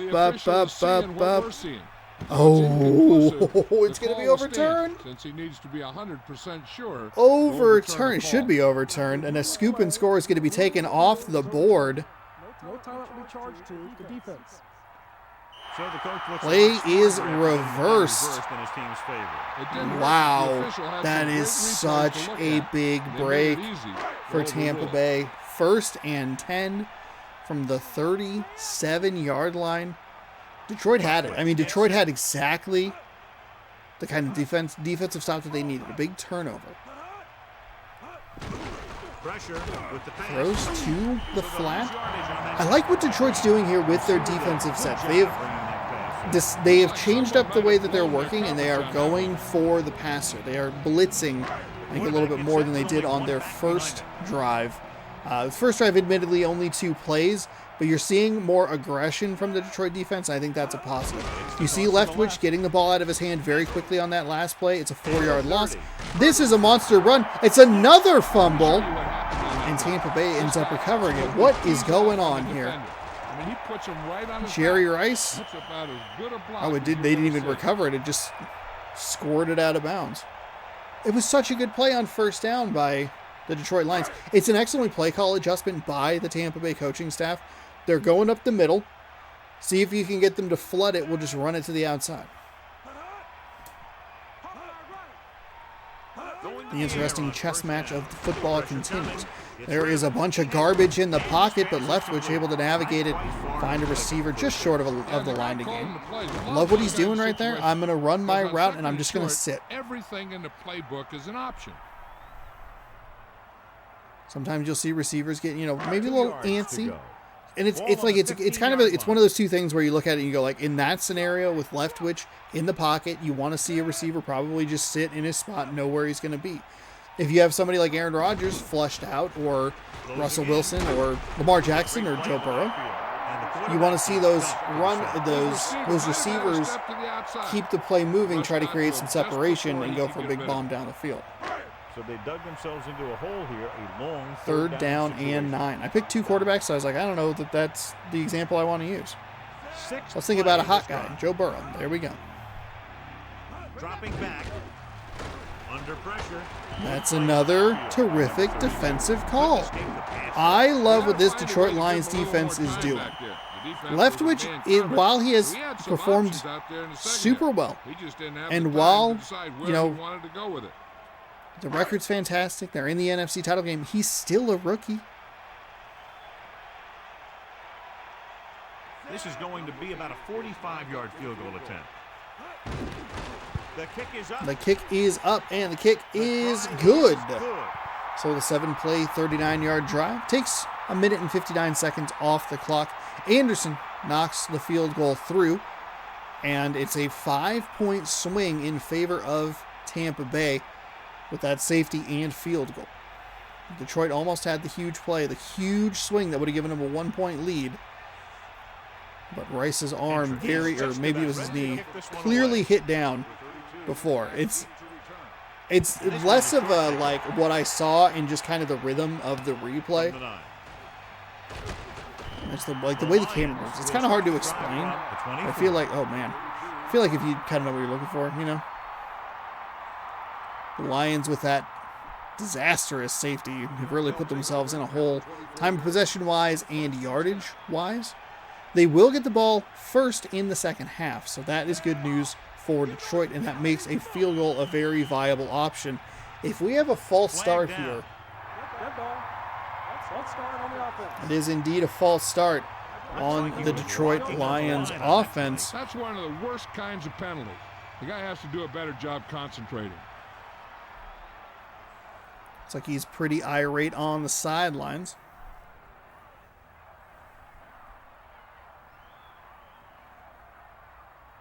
So after the penalty, it's now 1st and 15.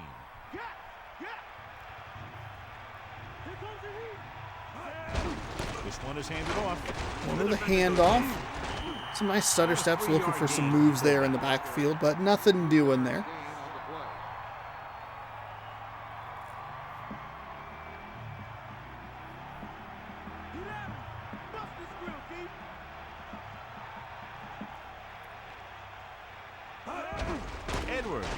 They're going to go with another run play. It's going to be 3rd down and long here. After a false start in 2 run plays. They're not even back to the original line of scrimmage. Maybe they're just short of it. It's going to be 3rd down and about 10. Here is a 3rd and long. 3rd down and 11. So right at the 2-minute warning here. This is a big bust for this Detroit Lions offense. It's bad play calling. Drops back. Cannon drops back. Doesn't have a whole lot of time. He's going to... I don't know exactly what happened there. It looked like maybe he got hit as he threw, but that was a real wobbler over the middle of the field, and that is not what you want to see. Time for a punt here. Detroit is just kind of melting down offensively. They had a solid drive, even though it only ended in a field goal. A really good drive to get to that field goal. So a 3rd down conversion after a penalty. It felt like they were doing some good stuff. And then just the last 2 drives have been god-awful. -6 yards. And he was 2 yards deep in the end zone, so you could call it -8 yards. Start off going for a jersey and end up with a handful of face masks. And they're going to get a 5-yard face mask penalty on the punt return. What a disaster. Leftwich sets up. 1st down and 10 with Leftwich. Oh, a terrific job. This Detroit Lions defense is absolutely incredible. They are on fire right now. They are consistently getting to the quarterback. The defense can't afford to take too many gambles by going for a pick. And that's got to end up with that has to pay dividends later, right? If you can try to maybe, I don't know if it's in this game, I don't know if like the happy feet or composure or whatever it is. If you can keep getting to Leftwich, that's a batted ball. That's, and a hit. He keeps getting sacked in the backfield. If you can get him to rush a throw, you might be able to do something, and they almost did. It got tipped in the air, and it fell incomplete. 3rd and long now. Let's see what kind of a 3rd down and 10 with to try to convert. 3rd and 10 coming up. Some good adjustments by this Detroit Lions defensive staff. That first drive I know was, was bang bang 2-play drive with a big nice spin move up the right sideline. We've seen the circle button very effective for the Tampa Bay Buccaneers throughout this game, but it's been good adjustments to at least slow the attack down. Better, more sure-handed tackling on the back end. That's a bad 3rd down to give up. Is turning it over and setting up the other guys with a chance to get some points.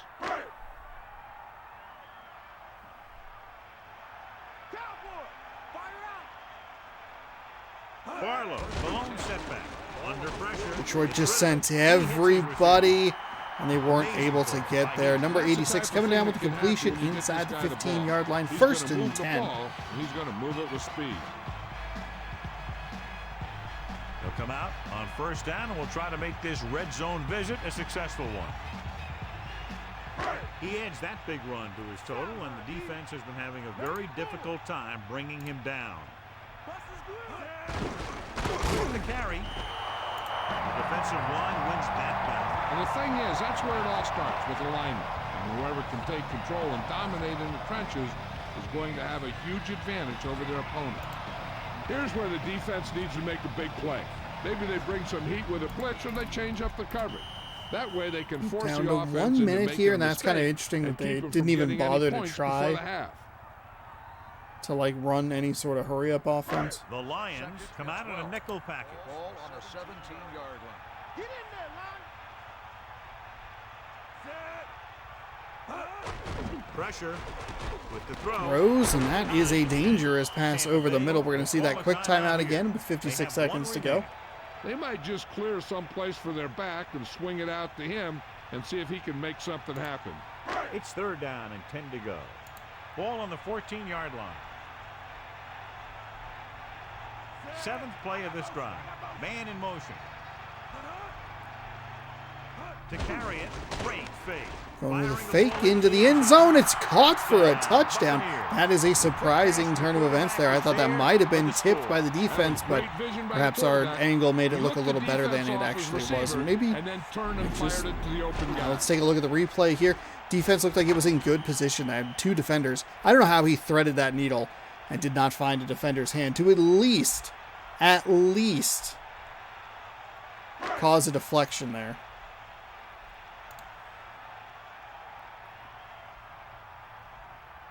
The kicker lines up for the point after. And it's on its way. So Tampa Bay takes a big lead here, 19-3.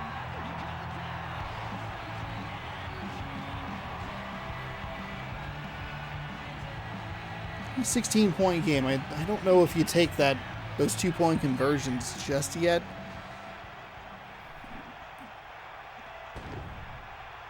Field goal still valuable for Detroit. They can make this a 19-13 game. Hendrick will be kicking off. Lined up for the kickoff.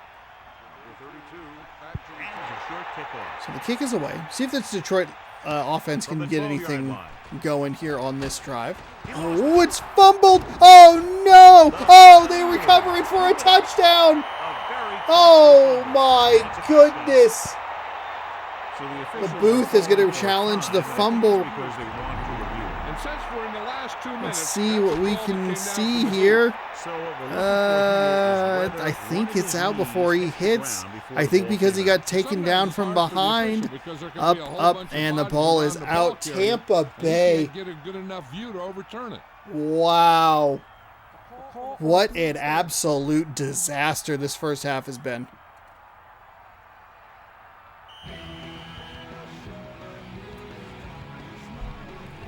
Detroit can't get the lucky break. And you can see the difference there because Jerry Rice went down with his arm first before it came out. And that was such a long tackle from behind. There was just no body part that could hit.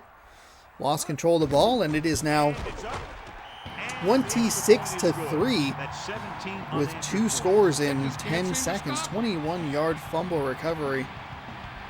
Took a really unfortunate bounce for Detroit, or a really favorable bounce for Tampa Bay, however you'd like to look at it. And we are looking at a 23-point deficit here. And the kickoff team comes out onto the field. Short kickoff. From the 13-yard line. Tackle, and he falls forward. Battle as they begin this drive at the 29. They got to have good clock management if they want to get some points in this drive. And if they can get some, it'll be a big help for them going into half.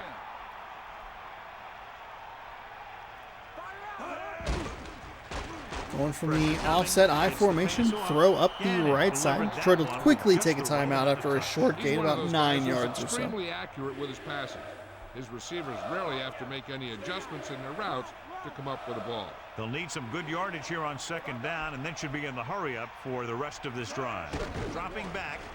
Closing in. Drops back, throws left. Nearly picked off. He couldn't come up with the interception. Throws to the left side into triple coverage there. And very lucky that that was not intercepted. The last thing that the Detroit Lions need to do is give Tampa Bay another offensive possession. Third down and 1. Going with the toss play to the right. It's a tackle for a massive loss. Yeah, the back just couldn't decide where he wanted to go with it. He hesitated just a little. I don't love toss plays on third down and short, just kind of as a general rule. I hate them even more in the context of NFL fever because the game just doesn't do a good job at the blocking. I would love to see Detroit just kind of run it up there. Just that's where you go, like, okay, like 2nd and 1, just get the first down. Your offense isn't playing that well. You have to try and pick up these yards as quickly as possible. Oh my! The 30, the 20, the 10, touchdown, Tampa Bay. A huge touchdown on the punt return. That guy just broke into the open, and then he was gone. Unbelievable. It is now a 30-point deficit. Tampa Bay has scored 3 times within 40 seconds. Anderson comes in to attempt the point after. The kick is up. The point after is good. Great run. 24 straight points. They've really been playing 24 straight points. Seem to have it all put together. It all started with that safety. That safety for Detroit was... whew. It was a lot more damaging than I realized it was going to be. This is why I think the Super Bowl could either be like really great or pretty poor. If you get this kind of effort from both Tampa Bay and from like the Jets, for example, you could have a competitive game. But if that Jets offense does what it did in the second and third quarters of the last game, we could be in for kind of a long road. Dre Bly appears to have injured his shoulder on that play. And it's really surprising that Detroit has not been able to pick on or take advantage of the fact that there is a rookie quarterback back there. He's playing like he is the greatest player in Madden history. And it is pretty unbelievable. If I'm Detroit, I don't even fart around with any of this. I take a knee and go to the locker room. You are down 30 points. I think you actually kind of need to try to get something going here to try and double dip. I mean, you can make this 33-17 with 2 quick scores. You're not going to be able to do that because you bring in the ball and you're going to just take it into half. What an unbelievable finish to this second quarter. Detroit is getting absolutely pummeled. 33-3 is your halftime score. Now is when I can go start surfing eBay because I'm not going to be missing anything. 57 total yards for the Detroit Lions. They have had the ball longer than the Tampa Bay Buccaneers, and they have 30 fewer points. The deficit isn't that big. It's like 10 seconds. It's 5:05 to 4:55. And ready to put this one in the air. Good distance. From the 5-yard line, we're going to see what the Detroit Lions can do here. The Lions have their work cut out for them as they take over at the 21-yard line. I mean, the combination between that safety and the fumble, the scoop and score. All these mistakes. I know the coach well. Man. And stupid mistakes are something that he's not going to put up with from this team. High formation here for Detroit. I need every conceivable thing to break their way. And I thought that was going to be an interception. Passing yards 49 to 164. Good. Excellent. He's a keeper. He did get driven back on that one there. They're going to give him a gain of 6 on that. I like that. The forward progress isn't what you would think it would be in this game. That was almost intercepted as well. Looked like it was off the hands of the Detroit receiver and just kind of got, like, I don't know if his arm got slapped and it popped out or what, but. About 4 to go. Ball on their own 28. Third down and 4, offset I formation. Detroit has to have a conversion here. Throw left side into the hands and incomplete. Al Harris on the coverage there. They'll break that pass up. It'll be fourth down. His team get to the Super Bowl. Simmons will try to improve upon I mean, those that felt numbers like on it, this man. punt I mean, return. this. Everybody sit back and, I don't know. It's a good time. Maybe Couldn't get it done, and they'll get line up, grab a the punt. snack. Here's the punt. Leave this on in the background. He's waving for the fair catch. Fair catch. That's a good job of getting downfield by the cover. And this is team. why Tampa Bay has been such a dangerous team. And it's why they've been so good throughout the season. They ran away with the NFC South. I don't think we had them on a ton of episodes throughout because the South was kind of just theirs. But we saw it, and they were the most complete team in that divisional round, and this is why. You got a fumble return or a fumble recovery, scoop and score for a touchdown. Granted, not the longest scoop and score in the world, but it still is something. Getting stuff to break your way, right? You have a punt return for a touchdown. You have several long, sustained drives. You have a defense that's playing very well. Second down and 3 to go. Though I don't believe they have a turnover. Special teams has a turnover. They do have the safety on defense, which is big as well. They're scoring in every possible way you could think of. They have a field goal. They'll mark it at the 40. Field goal safety.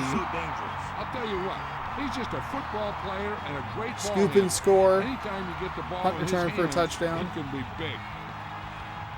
And that's why they are so dangerous. And if you see a Jets team that comes out and looks like Detroit, we're going to have another game like this. It'll be a little anticlimactic, but regardless, we're still going to be crowning a Super Bowl champion here.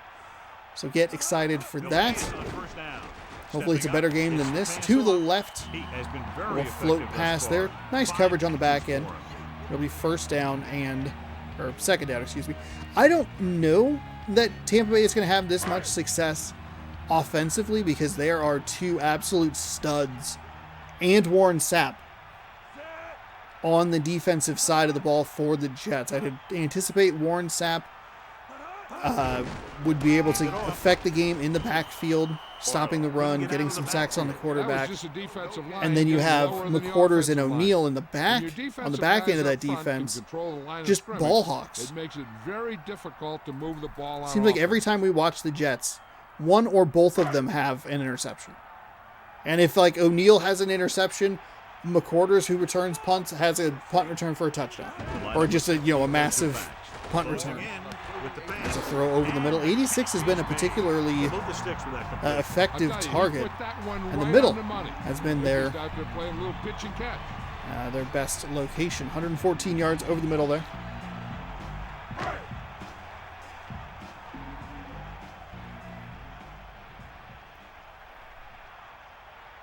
This team has been putting up good numbers inside the 20 here today. Where have they not been putting up good numbers, John Madden? Run to the right side. Until they figure out how to slow down the runner. 4 rushes, only 4 rushes, but 25 yards is fantastic. Well over. Actually, over 6 a pop. It's second down and 1 to go. Ball on the 6-yard line. Here's a good example of a 2nd and 1 where you're just kind of like, you can do whatever you want. Whereas Detroit with 2nd and 1, you'd go, you need to just run the ball and pick up the first down. Incredulous, he let that one go right through his hands. Yeah, you're not talking about a receiver either. That was about as close as you can get to an interception. He's got to make the play, especially down here. Yeah, that has to be a play that's made. Down this amount of points in this spot on the field. There we go with a handoff right side, and they can't get it. He'll dive for the end zone touchdown. 39-3. The lead just continues to grow for Tampa Bay. We've seen a couple of times the defender have hands on the ball that could have ended a drive. It just kind of lets it carry on.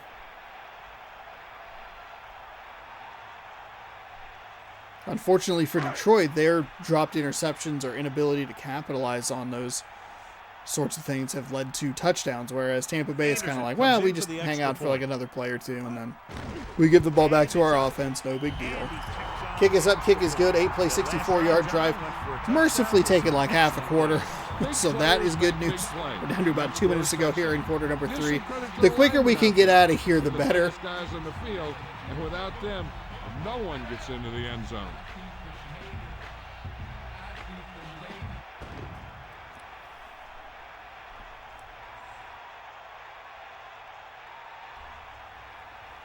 kickoff team lines up. Is lined up for the kickoff. Number 26. Nice defense.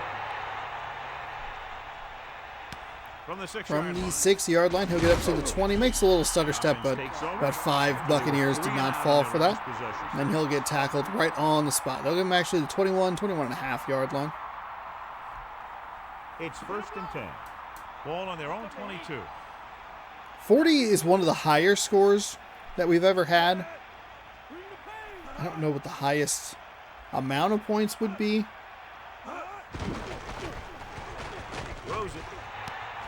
I cannot believe that was not intercepted. 54 had such a good read and bead on it, just a missed time on the jump. He timed his jump perfectly, and he looked the ball. He right timed into his jump hand. poorly. The Detroit Lions receiver timed it perfectly. And it's an 8-yard gain. Gannon sets up. Things felt pretty rough at like 26-3 or whatever it was. Yeah, that 23 was a to great 3. recognition by the quarterback, knowing where to go with the football I against forget. the blitz. Forget knowing exactly how what to the get score. it. 19-3 was where it was kind of like, okay, this is getting pretty bad, and then they gave up another 2 touchdowns So they have 1st and 10 here. to make it 33-3. They'll go from the But I at formation. 26-3, right? Or 25-3.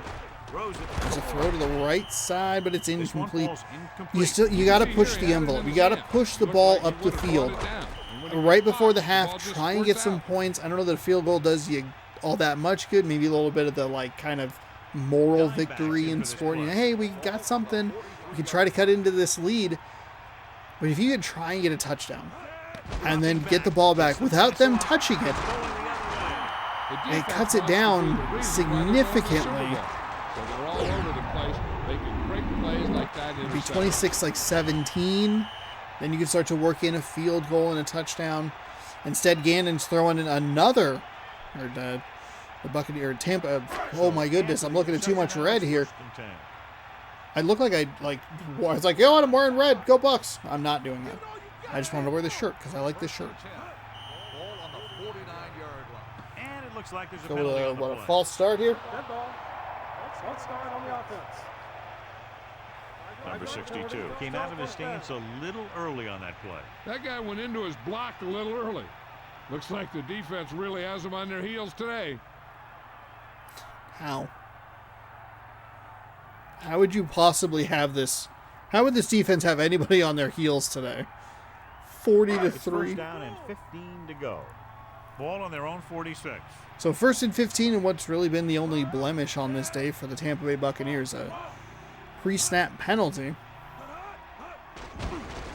Pressure, throws it. It'll be about a 13-yard gain, so 2nd down and 2 following the Gannon You got interception. 2nd and short, you can call just about anything and everything. Because if you don't get it on this play, you can always go back out there on 3rd, and you still only need a yard or 2 for the 1st down. About a yard and a half to go on this one. Going to the right. Going right side. Trying to find some room, but nice job by the Detroit defense. Looks like they maybe have switched their strategy a little bit. They were trying to send a lot of pressure, blitzes and linebackers. Linebackers are people off the edge, but they weren't quite getting to the quarterback. It looks like maybe they've laid off that a little bit Ball on the 43-yard line. because they were still getting kind of burned on the back end. So I don't know. This has just been an unforeseen disaster. I mean, I didn't think that Detroit would be the worst performing team today. The offensive line. I thought it would be Jacksonville or New York, and both of those teams had weird spots. If you combine Jacksonville and the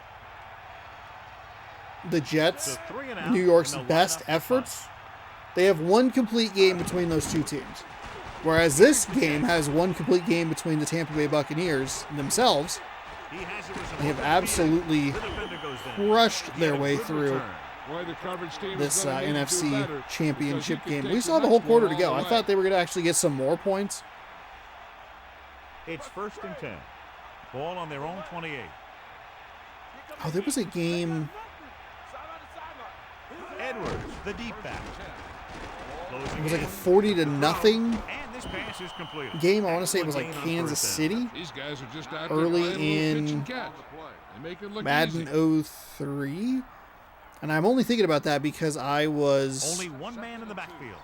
When I was putting all those videos into the playlists, I saw like a glimpse of one of the descriptions, and it was just like the road teams, I think, won all of them, and they gave up a total of 7 points or some wild, wacky stat. Yeah, you know, we talk about putting a ball on a guy. Archuleta, 5 tackles in today's game. Perfectly. Has not had a lot of opportunities to pick up tackles with how well the front of this defense is playing and how poorly the play calling is. How poor the play calling has been for Detroit. 39-yard line. As we take it to quarter number 4. So Archuleta still picking up 5 tackles. That's good. All right, it's 40-3.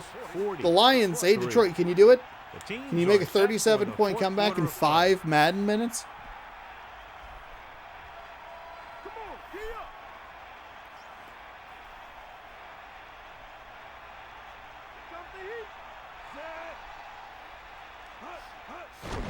First and 10, going up the middle, but nothing doing there. Before he can get to the line of scrimmage. They have great size and quickness up front.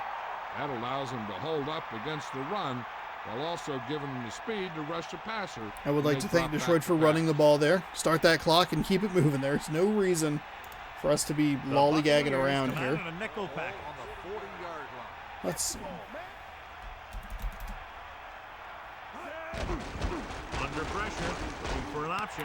He hits his receiver. I was going to look at that. Oh, hey, the touchdown for Detroit. Okay, that's what I'll look up my achievements, and that'll be what gets Detroit going here. That was one heck of a touchdown. Those two can't be stopped out there. Weird thing is, it's called NFL Head Coach 2009, like they were going to make a sequel. And it turns out I actually do not have any achievements in this. Interesting. Head-to-head match on Xbox Live. A couple of discontinued achievements. These achievements can no longer be attained due to closed servers, a bad patch, or other unusual circumstances. No, probably this game is dead. There's only one discontinued achievement, The kick is up, which is kind of wild. 10 custom plays. As they put together a nice string of plays that takes them down the better part of the field for the touchdown. No matter what kind of field position you start with, as an I offensive felt like player, I played this game. I'm surprised I don't have any achievements. These guys I wouldn't be kept their eye surprised in if the I end zone, had and played that's this at some point exactly and the just kind like of drive they were looking for. just didn't get any Not enough achievements. time to Like try to get the ball back, so the onside kick is the call. Here's the onside kick. Tampa Bay has it. The Buccaneers an will start onside the kick drive real from early the in this 40 fourth grid. quarter. Won the Super Bowl 3 times with the same team. First and 10. Back-to-back Super Ball Bowls. on the 43-yard line. Okay. Barlow, the lone back. Man in motion.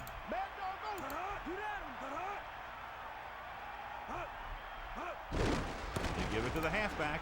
Into the open. Yeah, that back is really tearing things up down there. So now we have a 40-10 game. Onside kick is failed. Second and 2. Ball on the 36-yard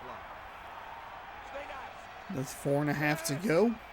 Tampa Bay take it on New York, coming up in the Super Bowl in just a little bit. At the conclusion of this game. That's the way that they say that on the old A TV. receiver that can make big plays like that have to be fed the ball so they can stay in the game. So they have first and 10 here. Ball on the 22-yard line. Barlow in the backfield. Dropping back to pass on first down.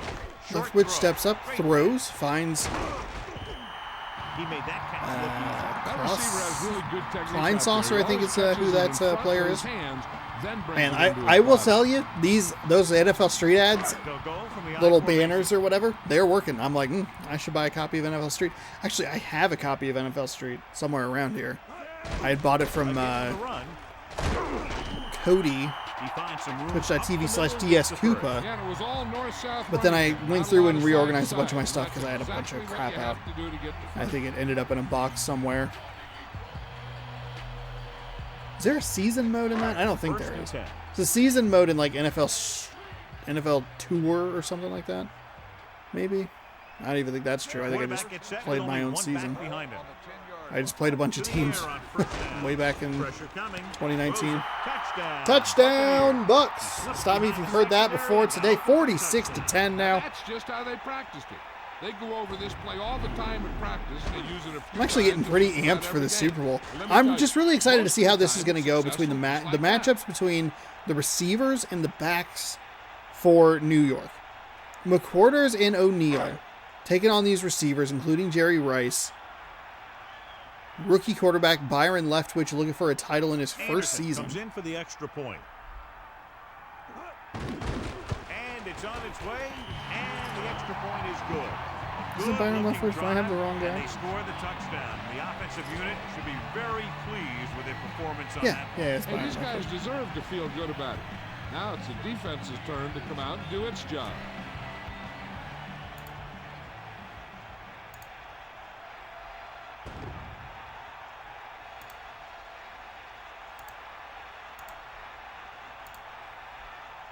Hentrick comes in to kick off. Lined up for the kickoff. Sends it sailing. From the 9. The Lions will start this drive Gauntlet from mode. 23. 26 on the return.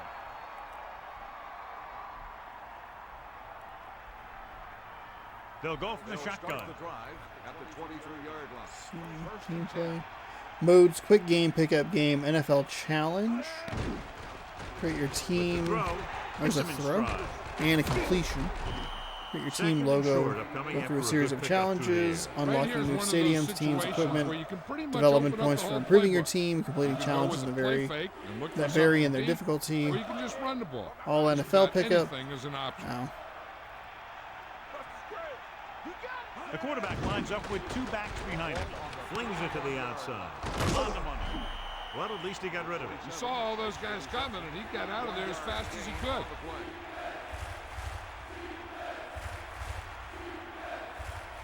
Third and 1 coming up on this play. Soundtrack on Ball this. on their own 33. On the original Going short to his left. NFL Street Edwards is doing has a good job this a lot of afternoon, pre-album contributing release his 4th songs, which is catch of the interesting. game.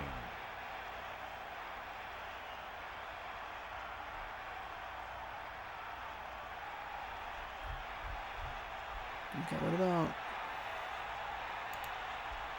NFL Street Unable to 2? get anything going on that series, they'll have to punt it Oh, away they here. don't have that. That one slips right through his hands. I mean, even the fumbles for Tampa Bay have gone favorably. They just bounced out of bounds for him.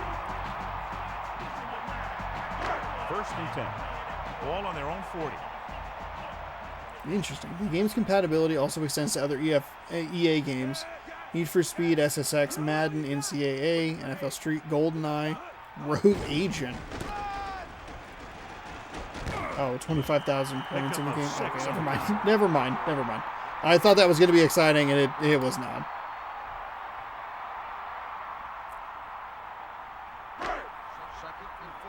NFL Street 3 is kind of a weird one because I think a lot of people forget that it exists because it's only on PlayStation 2 and PSP. It's kind of one of those weird, like, we can just make it. It'll do what it needs to do.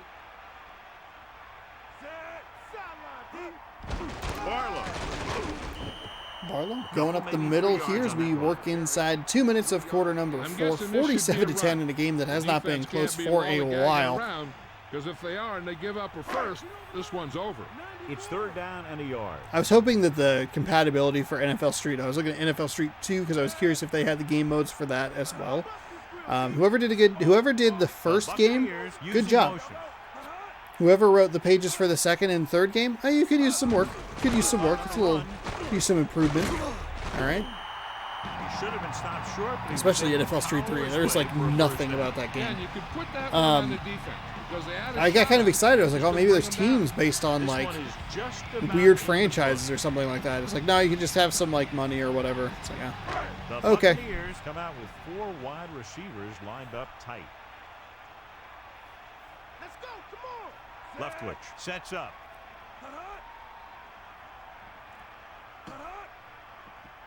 Eagle left. Is that all you got? Buster's great. Bring the pain. Get in there.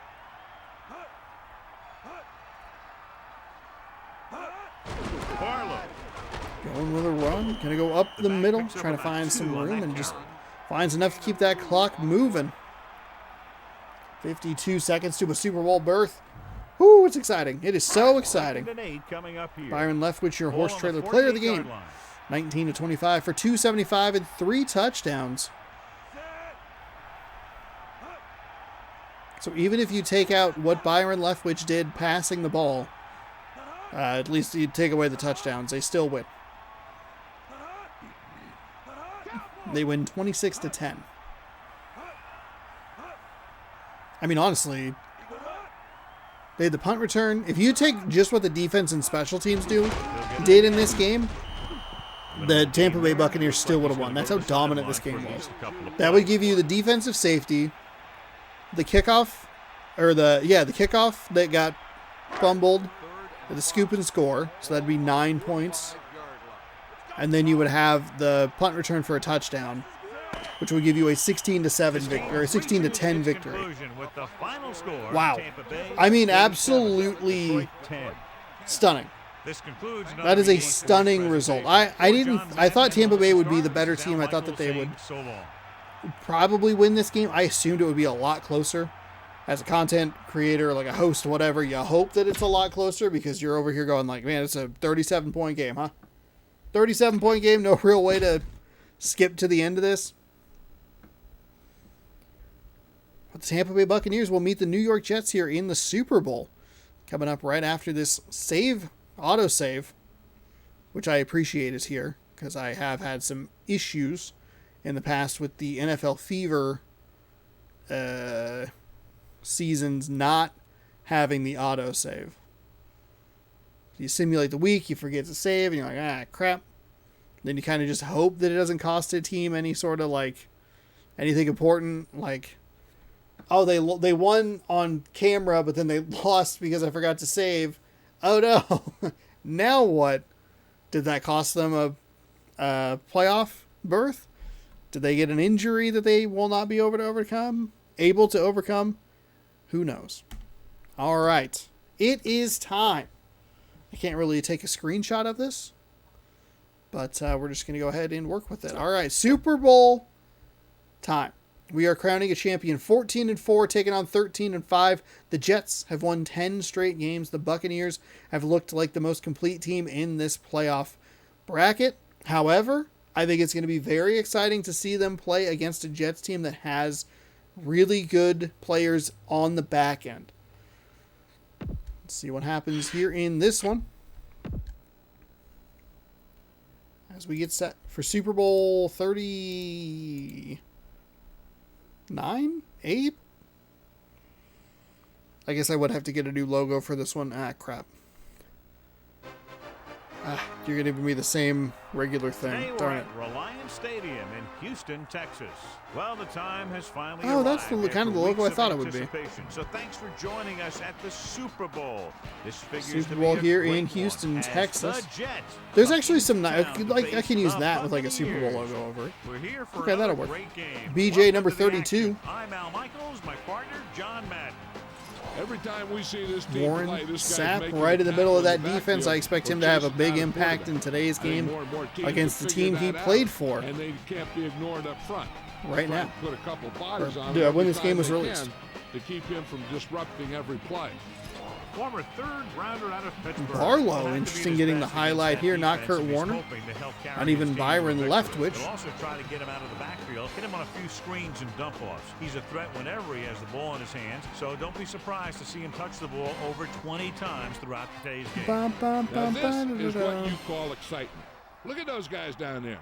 Oh, shoot, I said I was going to put Tampa Bay in their creamsicles if they made it to the Super Bowl. Darn it. As we get set for the opening I apologize. kickoff.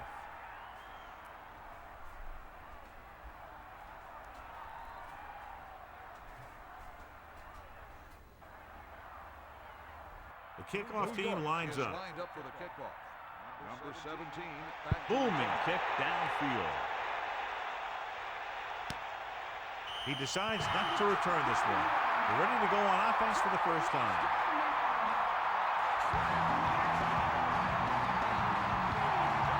It's 1st and 10. All right, we are back. Here we go. Leftwich. From the 20-yard line, Tampa Bay. It starts with some motion. Single back set here. Leftwich and Barlow. They're going to go with a handoff. A little bit of a delayed handoff there. He'll get tackled from behind and pushed forward for a couple. 2nd down and 8 coming up.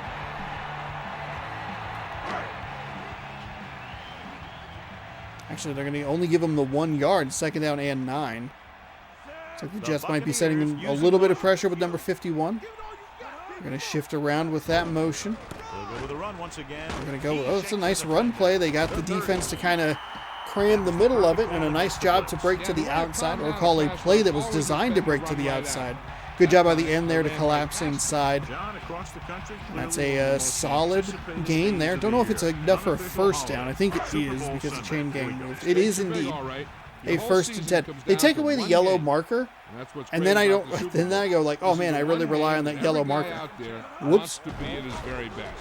Pressure coming, throws it, and it's caught. That's a catch against McQuarters for a keep, which is a little surprising. Picking on McQuarters early. They line up in the I formation. But it's good play design. It's kind of just maybe take advantage of a bit of soft coverage.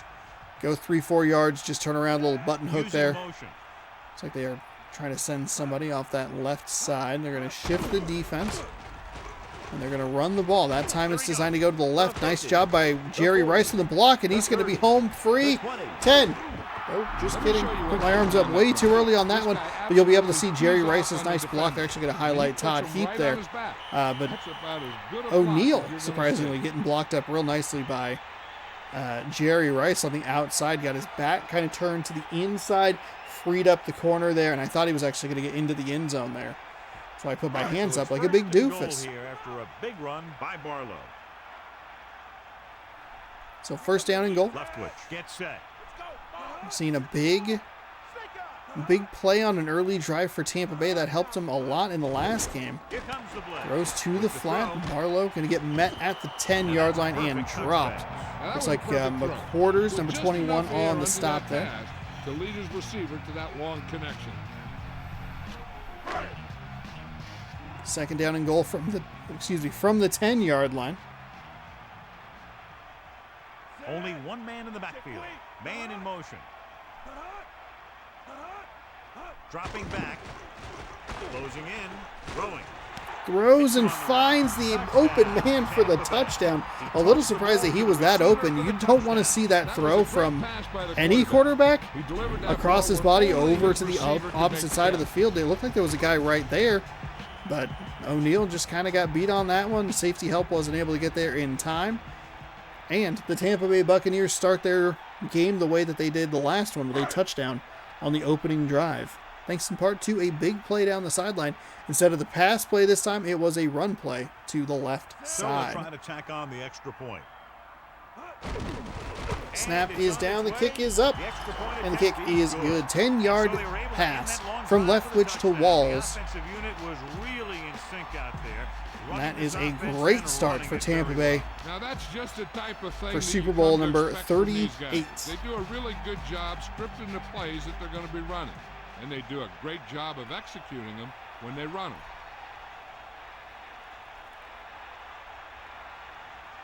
And the kickoff team comes out onto the field.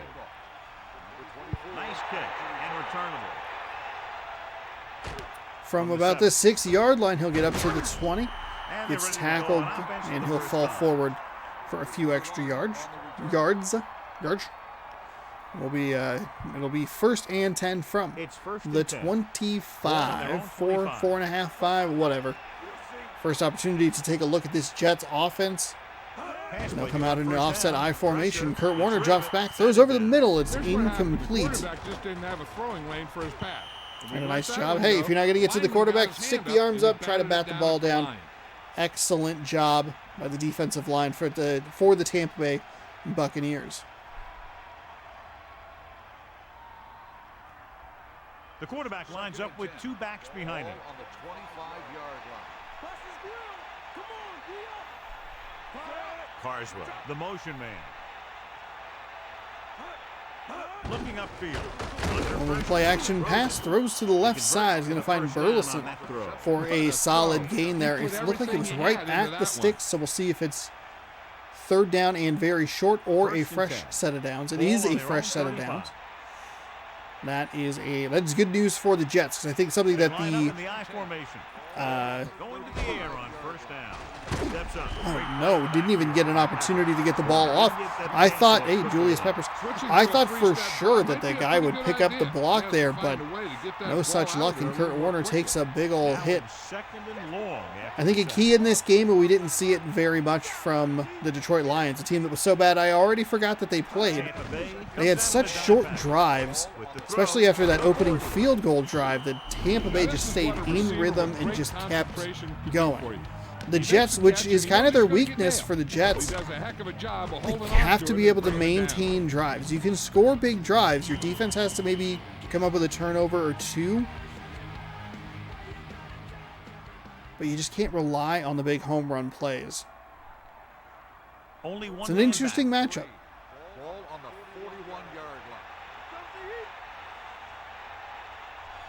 2 minutes to go here in quarter number 1. Third down and 3.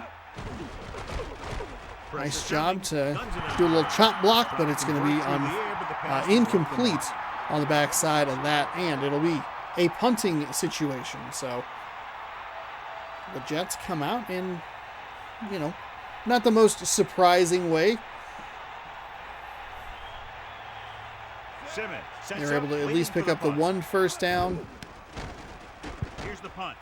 Give their defense a little bit of a break. That is a monster punt inside the 15, but he's going to find some room up near the 30-yard line. He'll probably get stopped a few yards short there. Move the ball against this defense, and we'll probably see the same kind of thing here as they take over again. 1st and 10.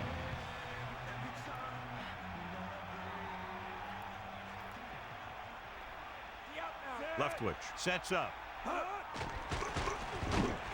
Gets the pass Leftwich drops back, throws the left side, and finds the waiting hand of O'Neal on the back end to swat it away.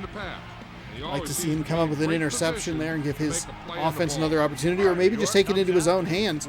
We've seen New York score in so many different ways throughout some of the games we've had on the channel. Punt returns, interception returns, fumble returns. Defensive special teams have been really big for this team. And there it is right there. There it is. O'Neal missed the one on the last one with the batted ball, but comes away with a pick on the second attempt. And here is an opportunity for the Jets to get some points on the board. They don't need a ton of yards. It'd be, the offense gets ready to go following the interception. 52 from here? Maybe a little bit long, but good opportunity. Trying to go left side, nothing doing. Well done by the Tampa Bay defense to find the hole that he was trying to go for, plug it up. Even though he fell down, it seemed like Alexander just kind of ran into him. 2nd and 10.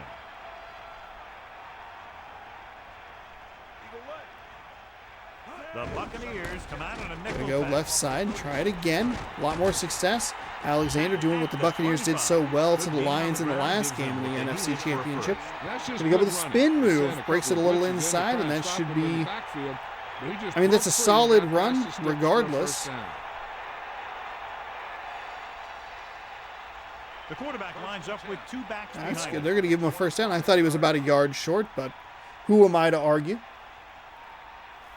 Warner sets up. I formation for the Jets. Motion from the right side to the left side. Tampa Bay shuffles accordingly. Try to bring an end off that side. You can see trying to hustle all the way around as Alexander is running away from him. Just not enough time.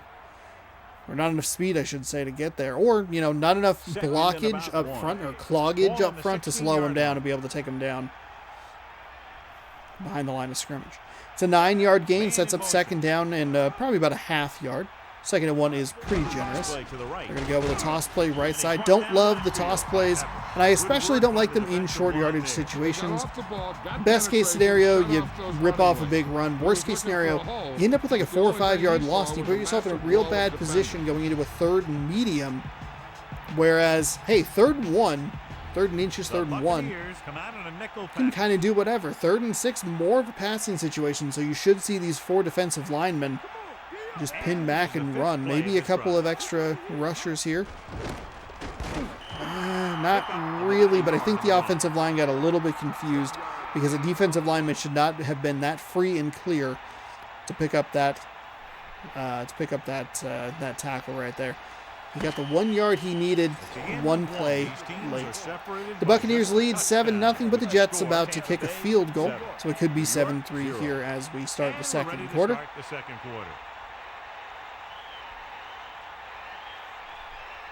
Great job by the Jets defense to make sure that this lead doesn't get too wide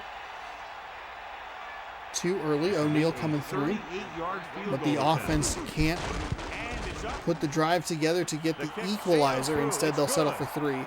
6-play, 15-yard drive, covered 1 minute and 39 seconds, and the 38-yard field goal by Jason Elam is good.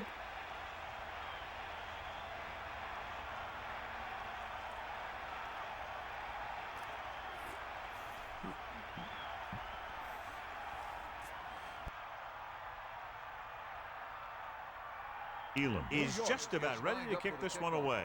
Number 17. 3 seconds into the second quarter, and we are ready for a kickoff.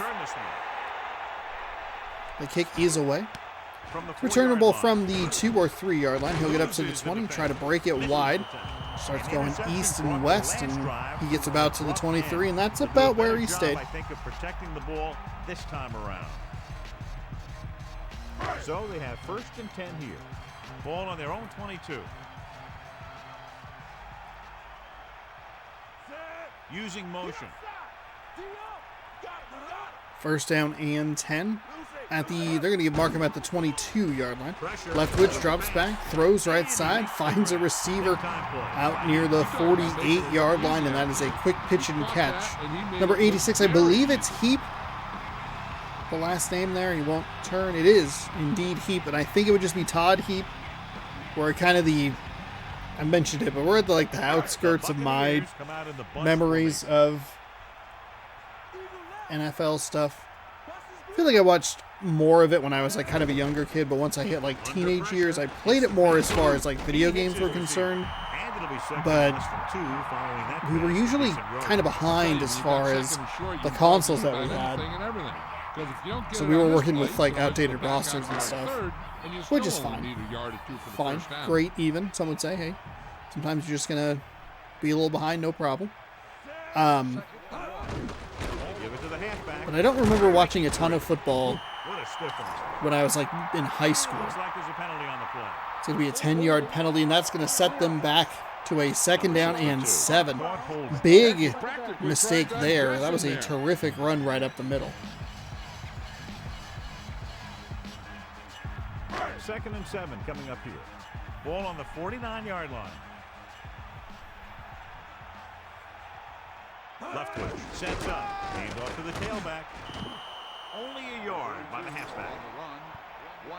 There is Warren Sapp, and what I thought he would be doing, kind of clogging up that middle, making it difficult for the running back to get a whole lot of room. It'll be 3rd down and 6. Following the penalty, they made it 2nd down and 7. Going play action pass left side. Watch it here. This is a great I don't love the coverage right there.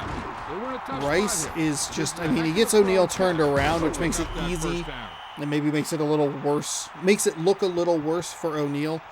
He gets O'Neal to start going up the field right as he goes inside.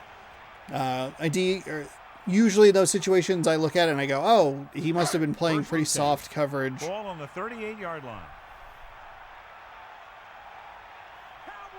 5th play of this drive. But that time, probably just a better route run by Jerry Rice. 1st down.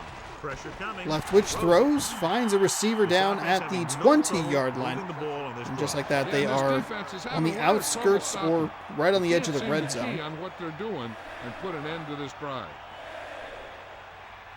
This Tampa Bay team offense just feels unstoppable. They have so many weapons. Going to the air on first down. Left switch throws, right side, and Barlow is just wide open. Makes first man miss, and the second guy finally gets him down by the ankle. Just when you think you've adjusted correctly, the Tampa Bay Buccaneers find a way to get their running back out in the flat. Pick up 15 yards and set themselves up with a first and goal. Closing in. They do it again, but they try to bring pressure to get to left, which was actually fairly successful for Detroit in the last game. But again, they go, okay, you're going to bring this guy off the end, just run out to the flat. He ran about 10 yards to pick up 4, but it is second and goal from the 1-inch line, and the Tampa Bay Buccaneers extend their lead. Barlow with a 10.8 yard average. Has been today.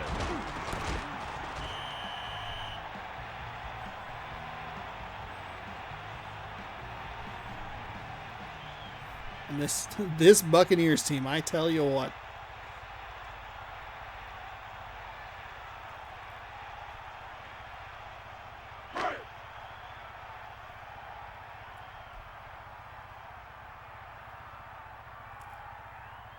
Anderson comes in to attempt the point after. The kick is up. Kick is up. Kick is good. And a great It'll be a finish to 1 that yard drive. run They by get into the Barlow. end zone, and the defense is going to have its hands full trying to keep them in check. The offense seems to have their number out there. They need to rethink their strategy on defense. Maybe blitz a little more, trying to create some additional pressure. They have to find a way to get this offense out of their rhythm.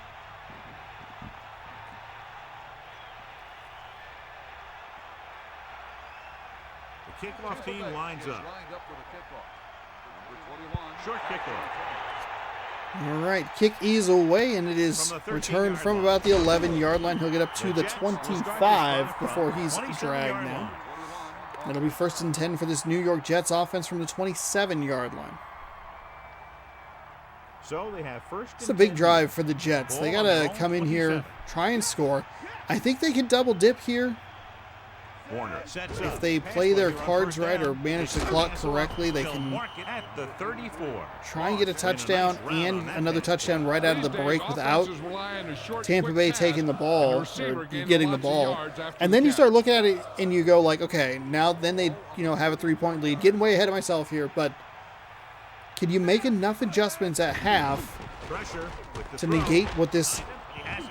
Warner Tampa Bay offense has been There it is. He doing got it so in well there in a today, which hurry, has and just they been picked up literally enough for a first everything. down. And we've reached the 2-minute mark here in the Their first running half. back is averaging 10.8 yards a carry, and that's after a 1 yard It's rush. 1st and 10. Ball on their own 44.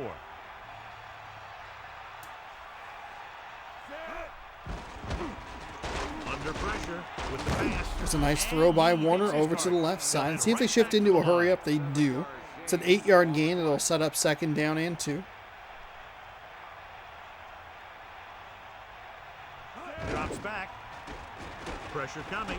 Drops Gets rid back, of it. throws left side, finds a receiver. He slips a tackle. I thought that was going to be an interception, but a thread of the needle by Kurt Warner out to what looked like Sean Alexander. On a whole nother level. Gets him deep into Tampa Bay territory with 1:27 to go at the snap of the ball. Gets the pass Warner off. over the middle finds the receiver. Again, it looks like Sean Alexander. One first down after another. They're putting together a They nice have a looking 1st drive and here. goal They'll call this play at the the line of 5-yard scrimmage. line. Offset I formation. A little over a minute Gonna left. go with the pass again into the flat. Oh, I thought he had what he was looking for. Second down. It was a nice attempt at a stiff arm, but for whatever reason, it just completely stopped his momentum. He wasn't able to do anything. See if they can get the snap off. They do before the game likes to take its auto timeout, and it works beautifully for the Jets, who have their best drive of the day, ending in a touchdown in the back of the end zone. That is a fantastic way to cap it. Chamberlain just like right up the middle. There was nobody there. It was actually, that throw was kind of late because by the time the ball got there, there were a bunch of Bucks in frame. But it doesn't matter. A touchdown was made. The kicking team The deficit cut down to And it's up. The extra point attempt is good. But John, these teams 4. A 7-play, 71-yard drive, This about a makes for minute and a better half, game, I think. The strategy of the game comes into play here. and a more. 7-yard pass to cap it off.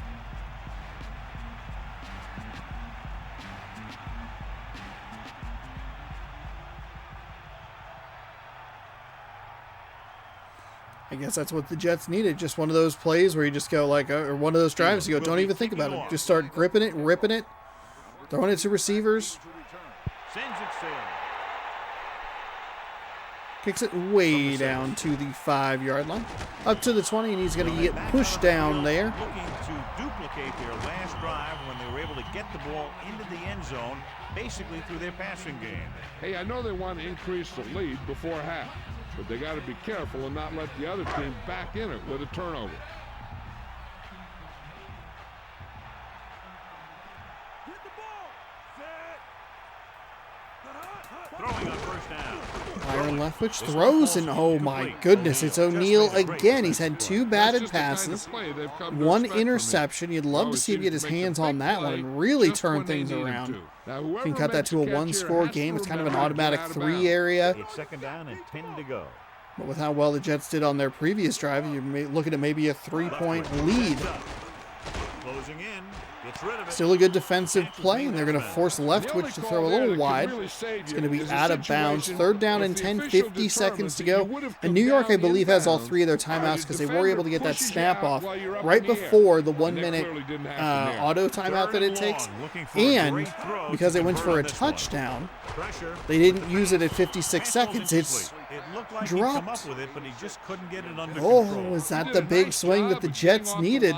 Getting into his pass pattern, but he had the ball bounce right off his fingertips. I thought that was going to be a completed pass. I was kind of anticipating it. It seems like the Jets have struggled on 3rd down throughout this game.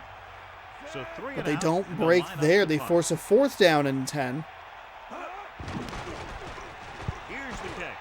The kick is away And he waves for the fair catch. into the, trying to get a coffin corner there. And it's good to try and force McQuarters to the sideline because he has had big plays They're down right now throughout the season. I think we saw him return an interception for a touchdown and a kickoff for a punt return. They went for a touchdown in the same game, which is pretty wild. So 1st and 10, just shy of the 45-yard line. Throws to the left side, finds a completed pass. 2nd time that we've seen Warner really challenge tight coverage and come away victorious. I don't think you want to gamble that too many times.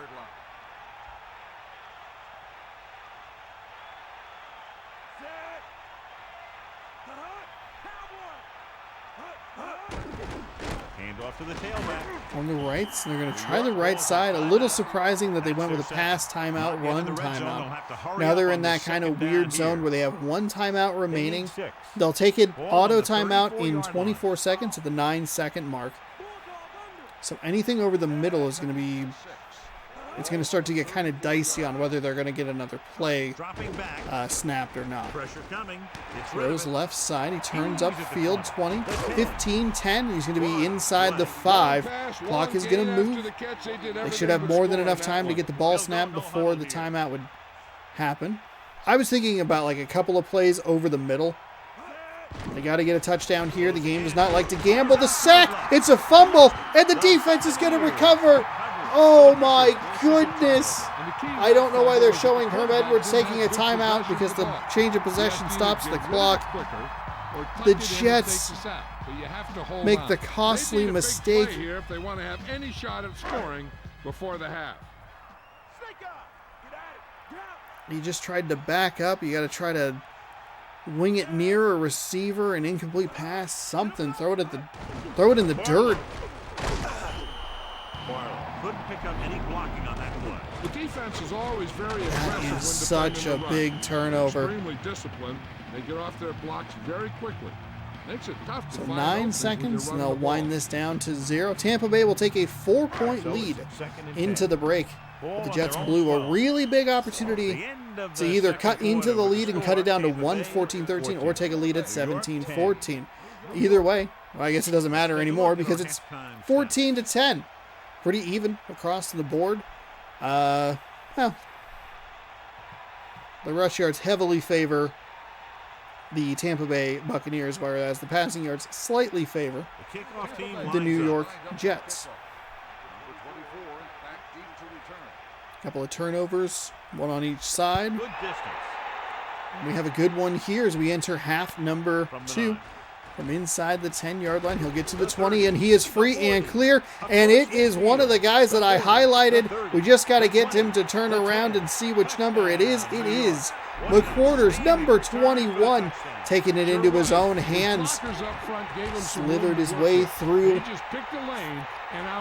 Free and clear for the kickoff return for a touchdown to start the second half. And just like that, the Jets have a 2-point lead, looking for 3 here with the extra point attempt.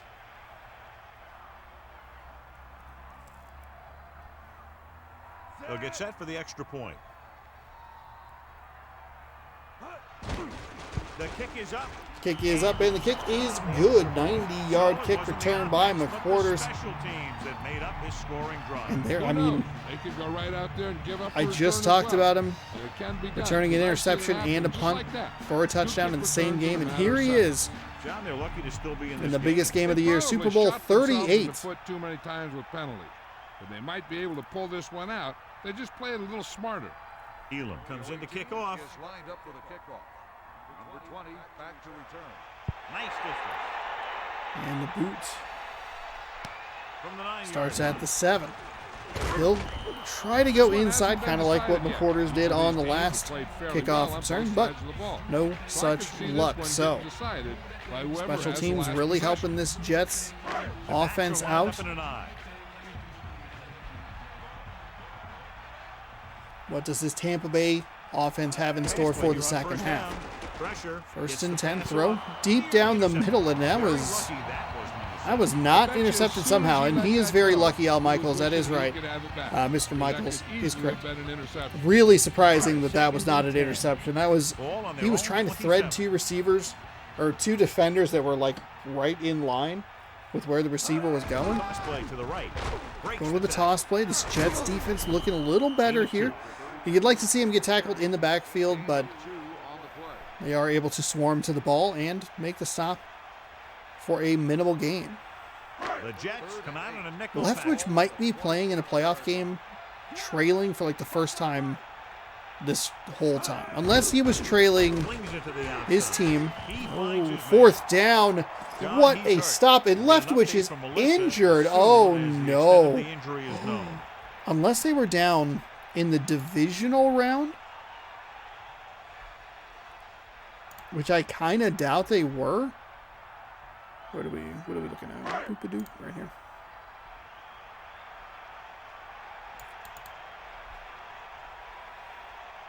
Unable to get anything going on that series. Leftwich, I believe, was injured in the divisional round as well. From the 33.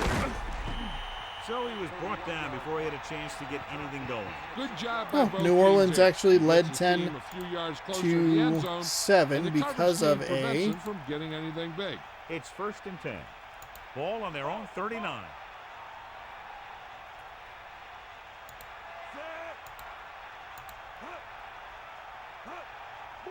oh, because of an interception return for a touchdown. Okay.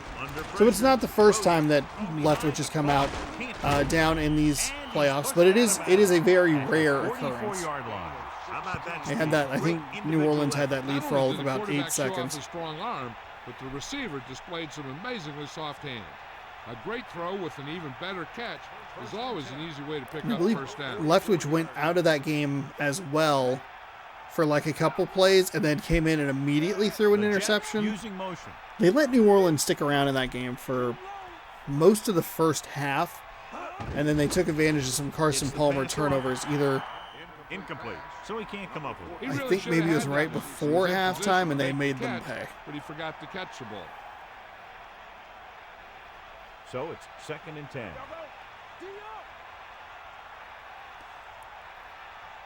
Second down and 10 with 3.5 to go here in the third quarter. 44-yard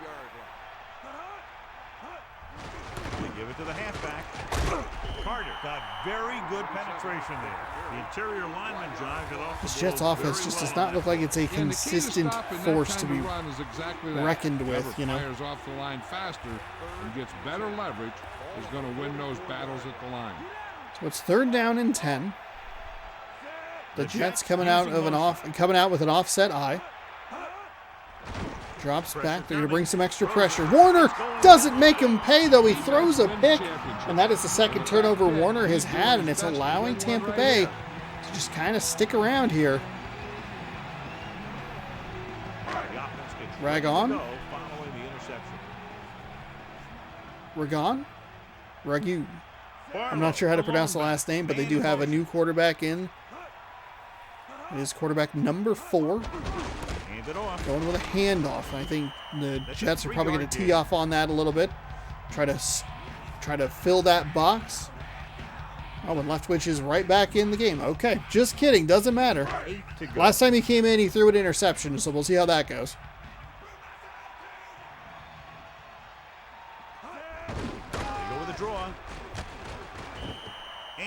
They go with a draw to Barlow, and he picks up about 6. They had a couple of yards there. It'll be 3rd down and short regardless. The quarterback gets set with only one back behind him.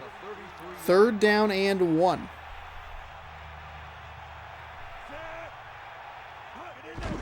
Again, he'll get the call. They're going to go with a run off the right side, and they're not really wanting to put this ball in the air. 79 rushing yards and 26 yards after contact. That is solid for Barlow.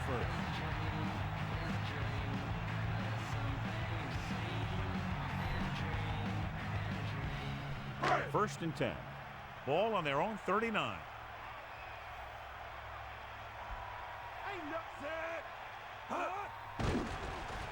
Closing in. Leftwich drops back, throws, and finds Heap. Watch this one again.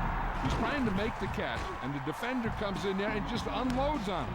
But he's still able to hold on to it for a heck of a play.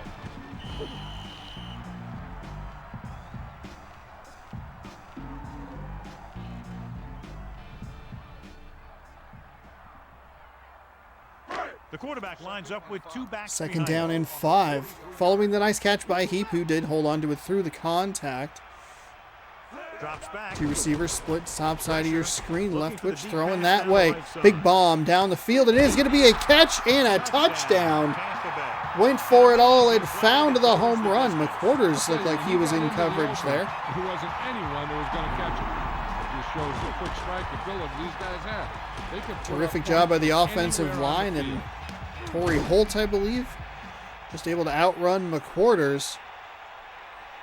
And Tampa Bay retakes the lead with 1:50 to go here in quarter number 3. Much better game than the NFC Championship. Anderson comes in for the extra point. And it's up. The extra point attempt is good. So we see this offense getting it done on that long touchdown drive. And give some credit to that big offensive line. Those guys are working hard out there, and it's showing on drives like that.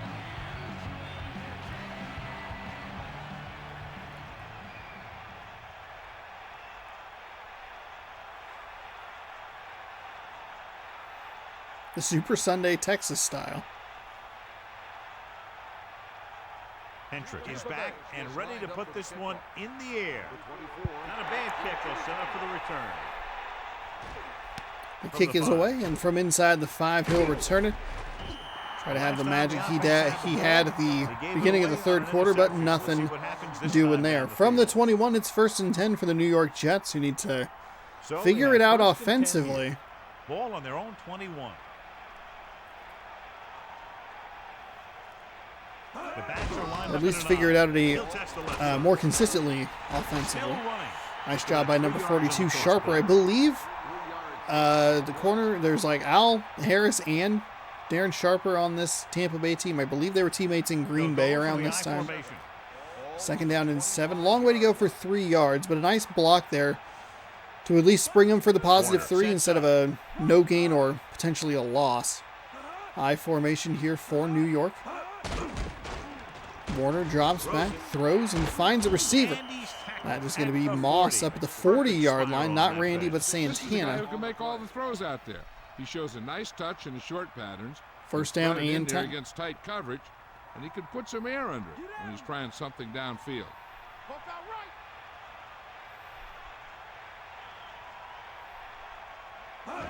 Toss play to the left. Toss play, and that does not work at all. First down and 10 is going to lose him 5 yards and set up a 2nd and 15. By the time he decided where he wanted to go with it, the defense was all over him. Tampa Bay lines up in the 46. Ball on the 36-yard line. So 2nd down and 15. Offset I formation for New York. Under pressure. Kurt Warner with a short drop. Throws over the middle, but just kind of to no one. Super Bowl. I think that's what happened on that play. He just overthrew him. It looked like a weird throw. It looked like a throw that would come out of your arm when you got hit as you tried to release it, but there was nobody back there. The Buccaneers Just totally missed everybody on that one. Warner almost found a defender for a pick. Harris in the way there. And that'll be a punting scenario for New York, whose offense looks about like how I thought it would. Just extended periods of time where they're not able to do anything. They had the one good drive for the touchdown. They drove for that field goal. But other than that, you're looking at a special teams touchdown. The defense trying to keep you in this one the best they can. You're kind of starting to run out of time for your defense to keep bailing you out here. New York comes out with 8 guys in the box.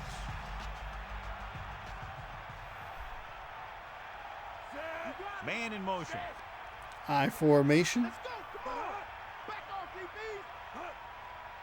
To the air on first Kind down. of stuck in one of those little wiggle moves. Throw over the middle. And they'll find the reception around the 40-yard Did a line. nice job of hauling in that high pass to get it.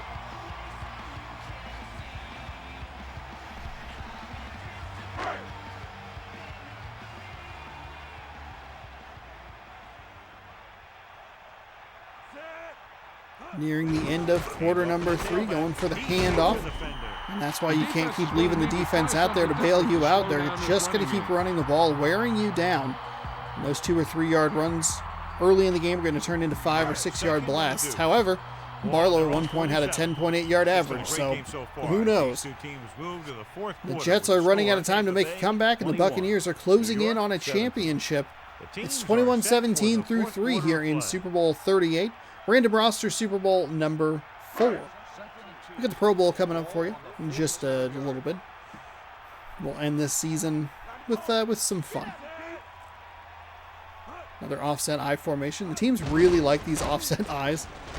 And he barely got enough. I don't. What? Al Michaels, what game are you watching?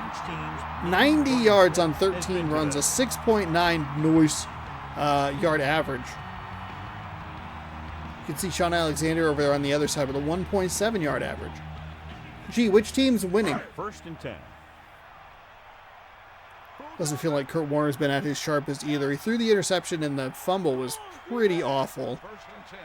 Ball on the 48-yard Dropping back to pass on 1st down. Left twitch finally goes down in the backfield. It feels like the Jets have been sending all kinds of pressure his way, but they just haven't been able to get there. 51 finally gets a little bit of a mix-up between the 2 linemen. They went to double block one of the defensive linemen, and that freed him up on the outside. The running back or fullback, whoever stayed in to help protect, not able to get around in time, and it'll be a 6 yard loss. And it's almost, I thought that was going to be a big completion to make it a 3rd and like real short, but instead McQuarters with a nice play on the backside to create a 3rd down and 16. 3rd and long. Ball on the 46-yard line. He goes in motion. Looks like they're going to bring 4, maybe 5 rushers on this one. They will indeed. They're going to go with a run. He's going to go left side. He had a long way to go, but with the way he's been so successful throughout the game, it didn't feel like totally unbelievable that he would get that.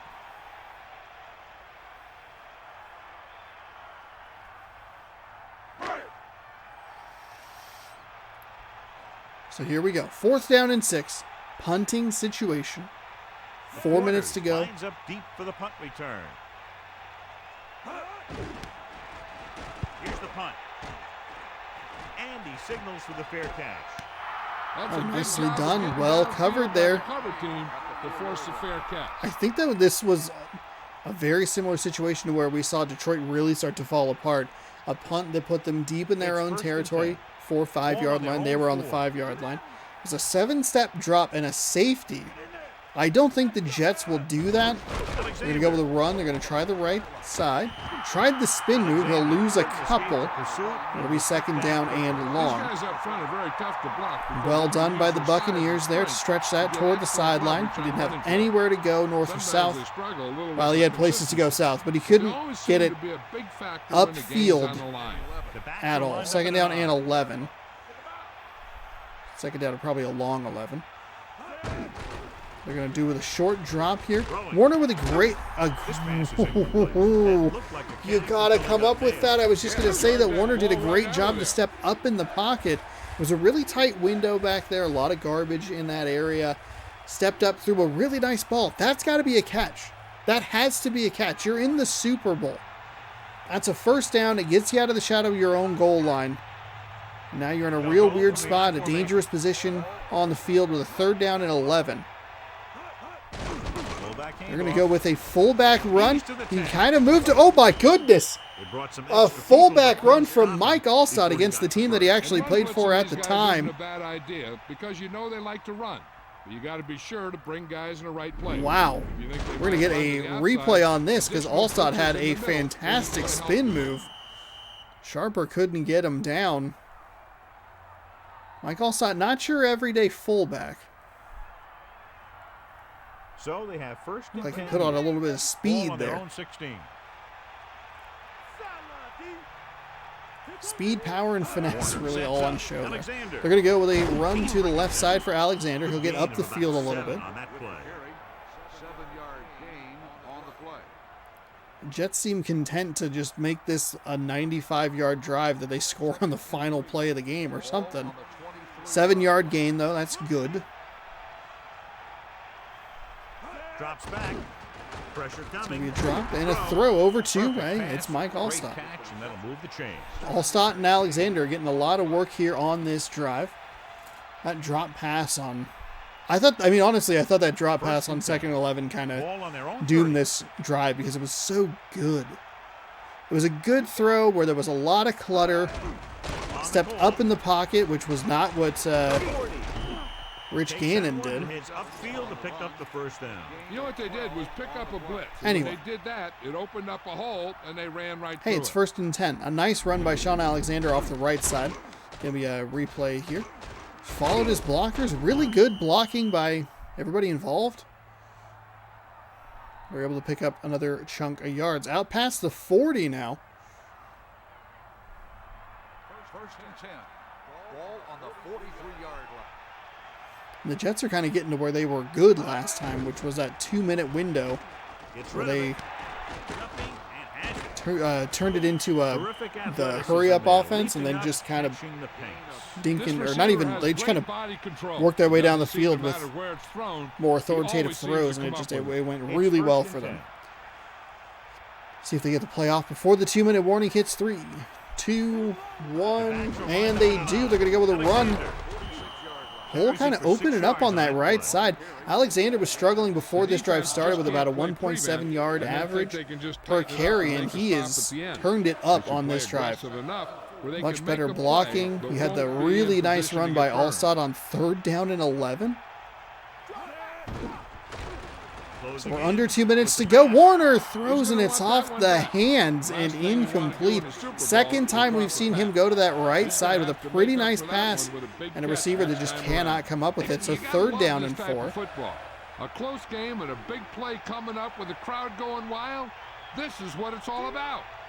I can't imagine they punt the ball away here. Lines up with 5 wide receivers. Warner steps up, and he's going to get sacked. Picked up a few. He actually picked up a yard. I don't think they'll call that a sack, but that was kind of wild. Another good job by Warner there, though, to step up in the pocket. They're going to bring the blitz. He throws. It's go! My goodness, he dropped it. The New York Jets receivers forgot their hands on the bench on the flight down back in New York. Those are 3 really nice passes by Kurt Warner, and you can see why he kept going. Runs to Alexander, or even a pass to Allstott here and there.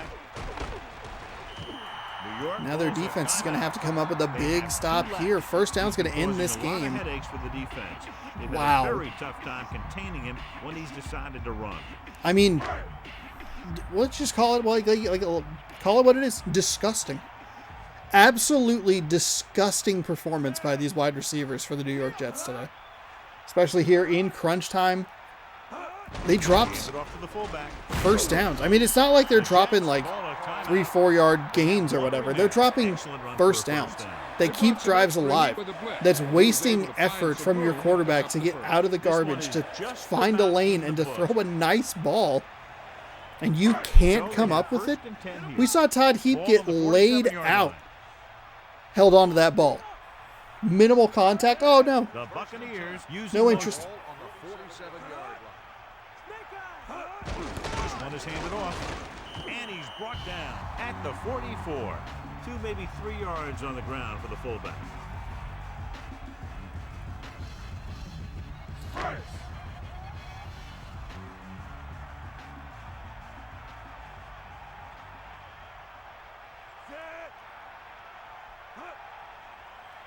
The Jets failing to fully capitalize on the interception that they had and went for a field goal rather than a touchdown.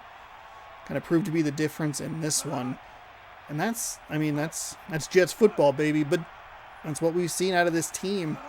And unfortunately, their 10-game win streak is going to come to an end at the worst possible time. New York will call a timeout. New York will call their last timeout. You might get one shot. They won 10 games in a row. Won the AFC East. Number 1 seed. Home field advantage. 4th down. The Jets are going to get a shot. The Jets are going to get an opportunity. There is no margin for error. There's going to be a 10-second difference here between the play clock and the game clock. He'll try to pin them close to the goal line.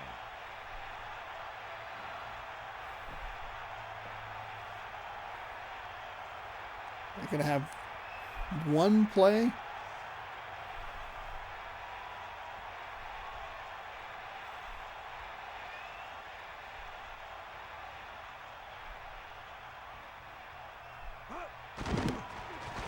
Here's the catch. Snapped it maybe a little early. Going fair catch. He batted it down. Now this is a big-time play by the special team. Hunter does his job, and he puts it where the returner can't catch it.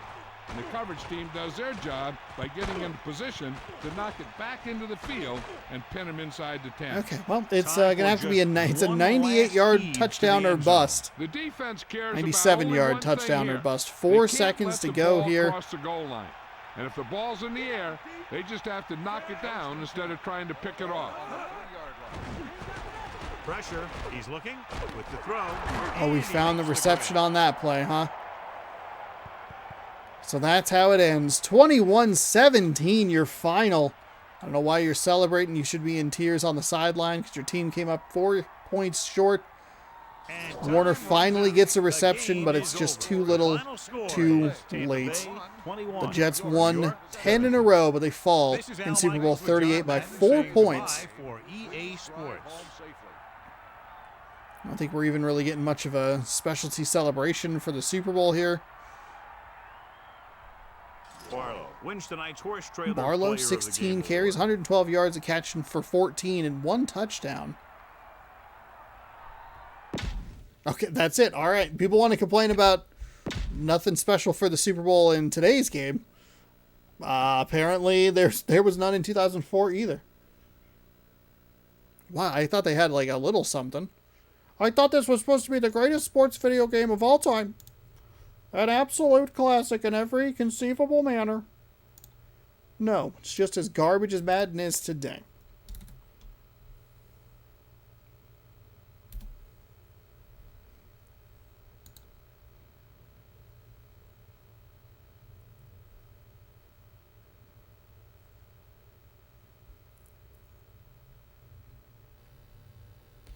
All right, we'll do one last game here. We're gonna do the Pro Bowl. AFC taking on the NFC. As we have crowned our champion, by the way. Congratulations to the Tampa Bay Buccaneers, who joined the exciting ranks of whoever else has won the Super Bowl. Oakland, Dallas, and I forget who the other one was. All right, cool, good job, excellent. That's how I do it here. Oh wait.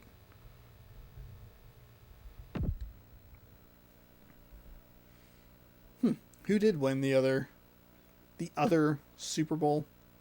I honestly forget. Well, actually, I would be able to tell here, because I can look at the thumbnails. All right, AFC taking on the NFC. I'm going to let this roll for a little bit. I'll join you in progress right here. Be sure to scroll down, subscribe, ring the bell. Welcome to Honolulu. And I'll be right back. Enjoy the beginning of the game. AFC team gets set to take on the NFC team. Al Michaels and John Madden here to broadcast this one, brought to you by EA Sports, the company that defines football. One thing that can turn an average defense into a great one is the guys up front. When you have someone like this who consistently puts pressure on the quarterback, it allows the rest of the defense to drop back in coverage and not have to blitz or pressure as much. And when you can do that, offenses have a tough time getting things done. Charlie Garner will have to be at his best against that defense if he's hoping to help carry his team to a victory. They'll also try to get him out of the backfield, hit him on a few screens and dump-offs. He's a threat whenever he has the ball in his hands, so don't be surprised to see him touch the ball over 20 times throughout today's game. Wow, look at that pile of guys down there jumping and yelling. You can tell they can't wait to get out there in the field. They're lined up for the kickoff, so let's get today's game started.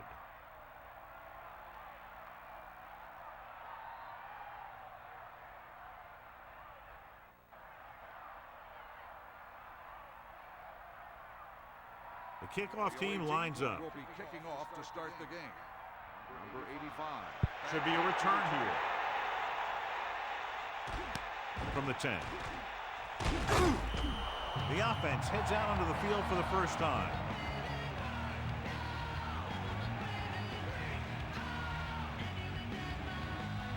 The backs are lined up in an I.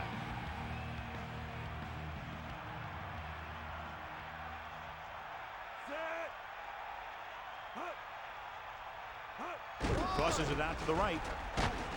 Great move. And a fumble. The NFC team dive on the fumble, so they get a second chance. Yeah, that's a heads-up play. You always need to keep your eyes open, because you never know when something like this is going to happen. Second and long. Ball on their own 23.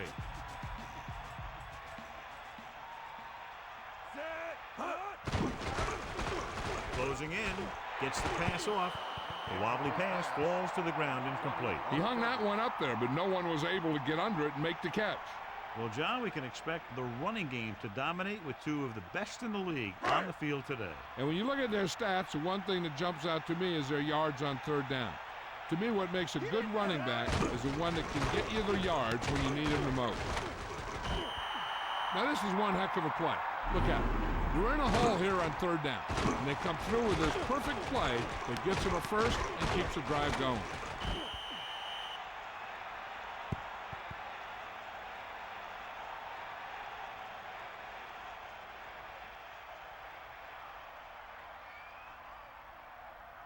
Catch the ball, man. Come on, partner. They got nothing. Bust his grill. They'll go with a run once again. Only a yard by the halfback.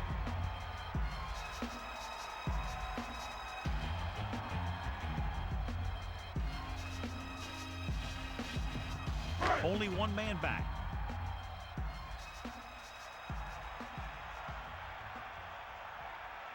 Fifth play of this drive. Drops back. Under pressure. Throwing. And it's complete. The 40. The 30. He's finally brought down at the 24-yard line.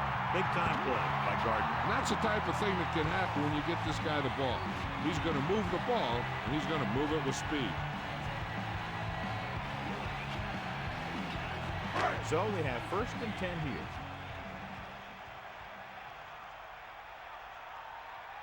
Garner, the deep man. Man in motion. 24-yard line. Garner. Picks up 5.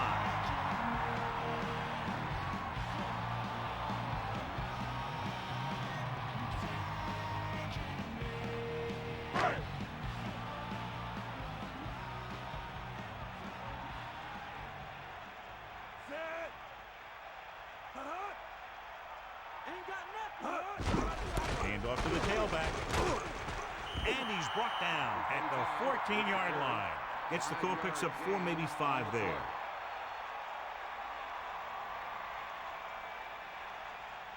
Third and under a yard. Ball on the 14-yard line.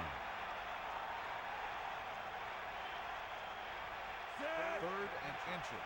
Ball on the 14-yard line. Hands it off. It came with a blitz, and there wasn't anywhere to go. Yeah, and that's why you send all those guys to plug up the hole. At that time, there were no holes at all.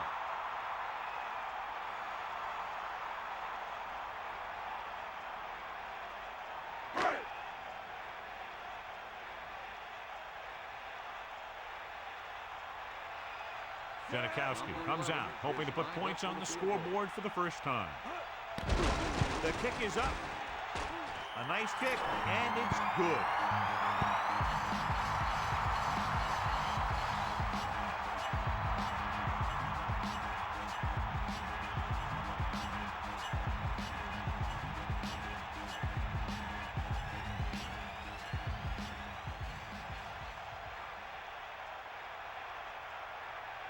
Here's the kickoff team.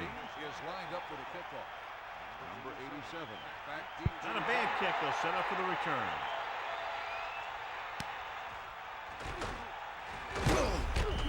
They'll start this drive inside their own 20. And you hate to see that. The kick returner has to find a way to make it at least to the 20 when he decides to bring it out.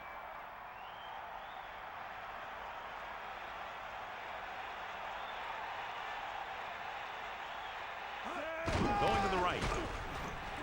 All right, I join you halfway through quarter number 1. 3-0 lead, and we have that terrific multi-helmet style. I love it. Big fan. A lot of Broncos on the offensive line. One Green Bay Packer out there. Tampa Bay Buccaneer. New Orleans Saint. 4 Denver Broncos on the offensive line, and they are going to hand it to a Denver Broncos running back. He'll fall forward for a few up to the 40-yard line. This will be the final game of the season. Thanks so much for hanging out. Hopefully you enjoyed all the games that were played here. Have a good time making this series. I hope you have a great time watching it. We'll be back next week with a brand new game. Only one man in the backfield. The AFC team using motion.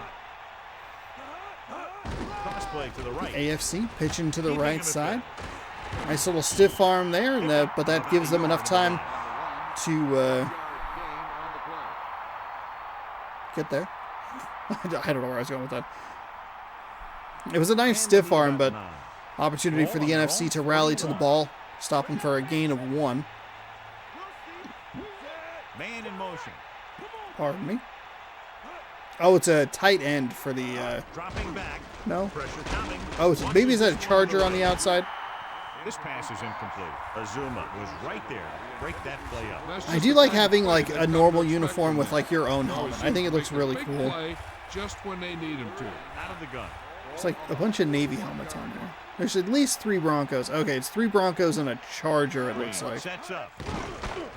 Throwing. A little off target. Oh, there's a nice find. I think that actually might be a Charger running back as well. Down to keep this drive alive. They were in a tough spot. It is. here. It is Marshall This is Faulk. a heck of a throw and catch to pick up that first down. Kind of wish that maybe those teams had to switch from their other colors. It's a lot of navy blue. Like, a lot of it. Just, I mean, on the field, even just like right now. Between Denver, San Diego, and even Chicago. Like, the helmets kind of bleed together. And then you throw in a team like Baltimore, which isn't navy blue, it's black. I get it. But First down. Runs through the tackle. at this resolution, really hard to make out those pixels. Like, straight in my eyes over here.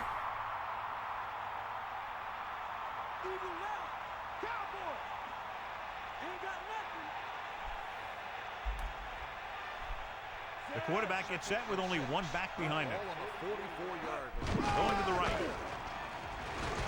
On the right side. Oh, trying to go with the spin move. Oh, so they are switching between. Okay.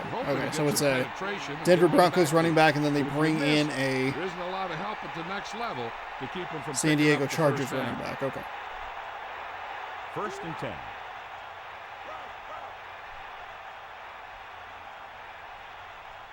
Portis is the deep back. Green sends a man in motion.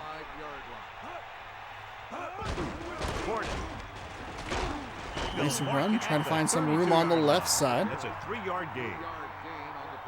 Both of these teams look like they're using a bunch of the clock here, which is always nice to see. The NFC team come out in a nickel package.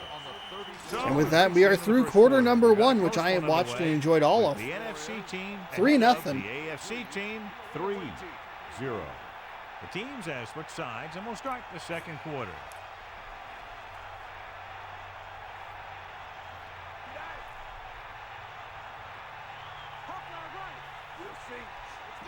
They'll go from the I formation.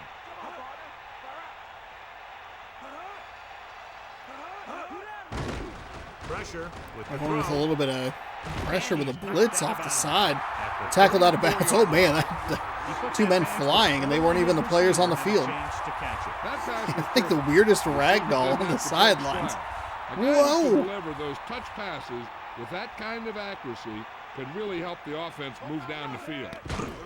3rd down and 9. Throwing, and it's incomplete. So 4th down coming up. 4th down.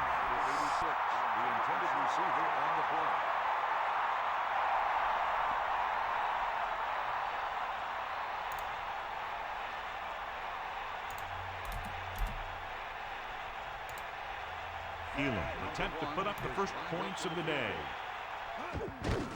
And it's on its way. A nice kick. Oh, the kick is good. 51-yard field goal by Elam, who just lost the Super Bowl. Caps at 11. Play 45-yard drive that took 2+ minutes off the clock. All right, let's see. I was looking. Let's go.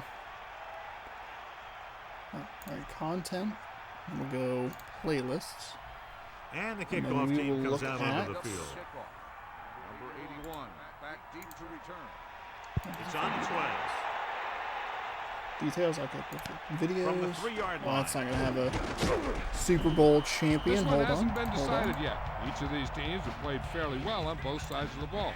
So I could see this one getting decided by whoever has the last possession. Okay, so I think the Raiders won the first one. Oh shoot, I don't remember. Far sets up using motion.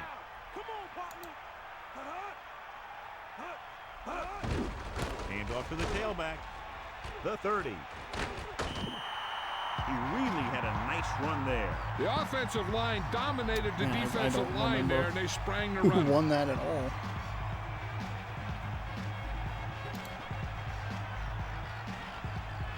Raiders and Cowboys for sure. Who would have been? Who was? Maybe if I look at them. Garner in the backfield. Gardner in motion. 40-yard line. Passing on first down. Closing in with the throw. And he's knocked out of bounds at the 49-yard line. Look here, Oh, he that's does the two wrong. things perfectly on this play. One, he watches the ball all the way into his hands to make the catch. And two, he shows great awareness and gets both feet down in bounds. That's a nice looking play. Is it the Chargers? 1st and 10. The Chargers really win a Super Bowl? don't know if I even have this set on my Loss of about hard 1. drive. Loss of 2 on the play. I sure don't. Okay, well.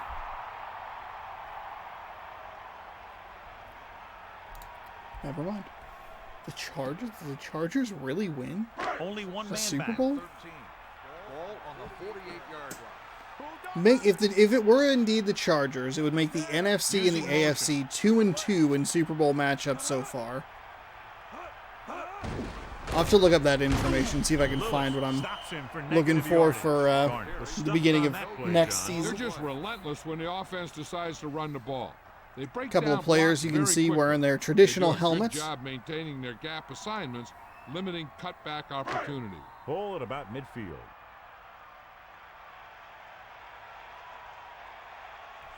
Far with a man in motion. From the shotgun, pump fakes, all kinds of time. Finds a lane to throw over the middle, and it's off the hands and There's just no incomplete. excuse for that. Is that a He's New getting York paid a lot Jet of on the money to field make there? those catches.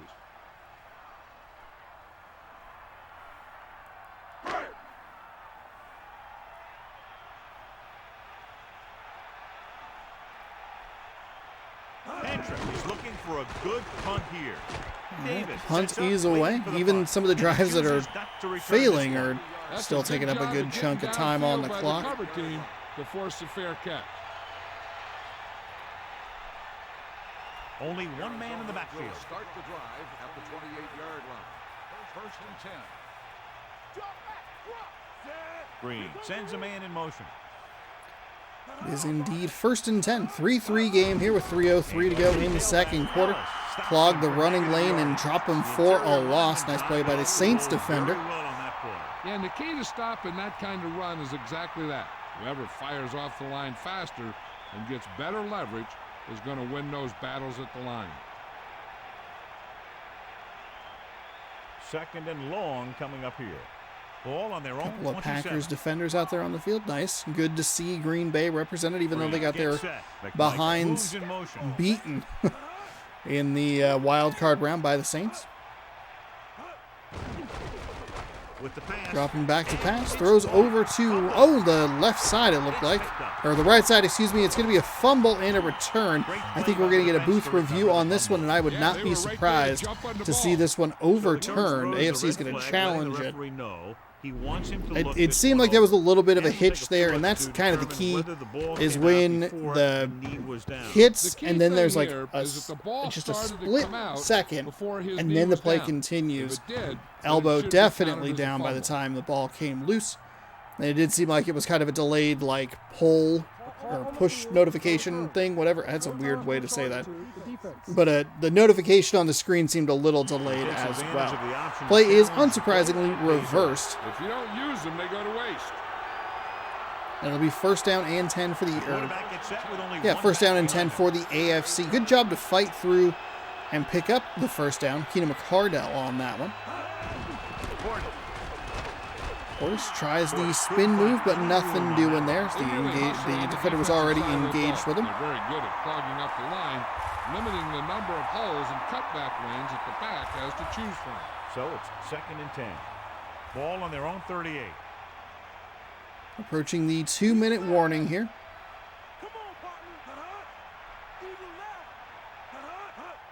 Oh, they're going to snap it just before the 2-minute warning. That time it'll go to the left side, but it is incomplete out there. And it'll be that'll be it. 1:58 to go in half number one. A tight 3-3 game here. The NFC team come out with 3 down linemen and 7 defensive backs.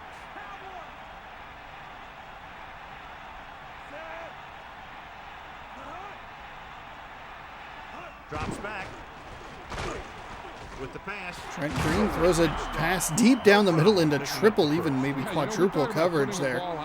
Finds the receiver. They'll hurry to the line to snap this ball as the clock is winding under 2 minutes. First down and 10. Green again drops, throws right side off the hands and incomplete. Depth perception got a little bit weird there because I thought it popped up behind him. I think that's what the receiver thought as well. But it actually popped in front of him.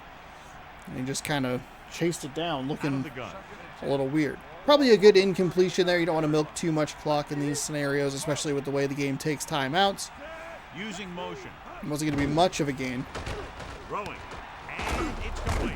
Keeps his feet moving. And there is a Trying to rush that completion. pass a little bit, but is happy with the result. Third down and 5. Defense was blitzing, so he knew that he had to get it out of there pretty quickly. And he did that, connected. Drop throw. Oh my goodness. At the top of that drop and let it rip. And number 34. I have been sitting down here for not a whole long time, but we have seen him in several of those cutscenes. Here in the first half. Elam's 1 for 1 with a 51-yarder today. Clock is stopped with an incomplete pass. About a 49-yard. Arizona, though. The kick is up. Maybe the gem defensive A player nice kick, and it's good. He sends it right through the for the upright. NFC His on a second team that field goal of the honestly game. did not perform very well. But none of that will matter. Everything will be fantasy drafted next time. Depending on how the game needs set up, though, I usually skip that part in the videos. I did it the first time around. It was very not good. It's like an extra. Make the video so long, Kickoff team lines up. especially because we were using NFL Fever, and you can't just Nice kick. pick one team. You have to set profiles for all 32 teams, then you can watch the games correctly. It's a very weird setup, but I appreciate that there's a workaround for it. If they don't want to go into the half down by this much, they're going to need some good throws and good clock management here.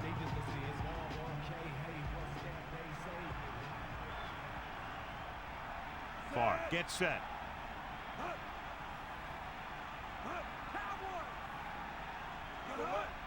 To the air on first down. So here we go.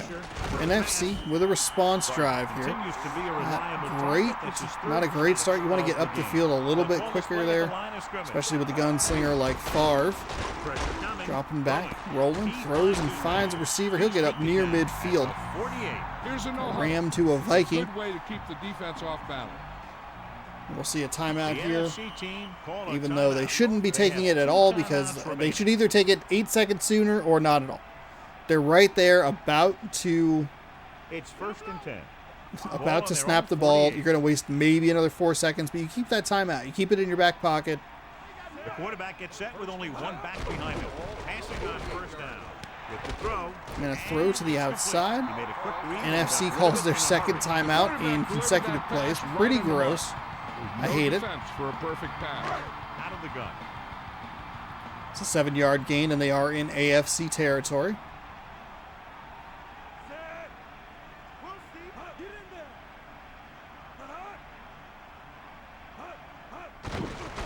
With the pass.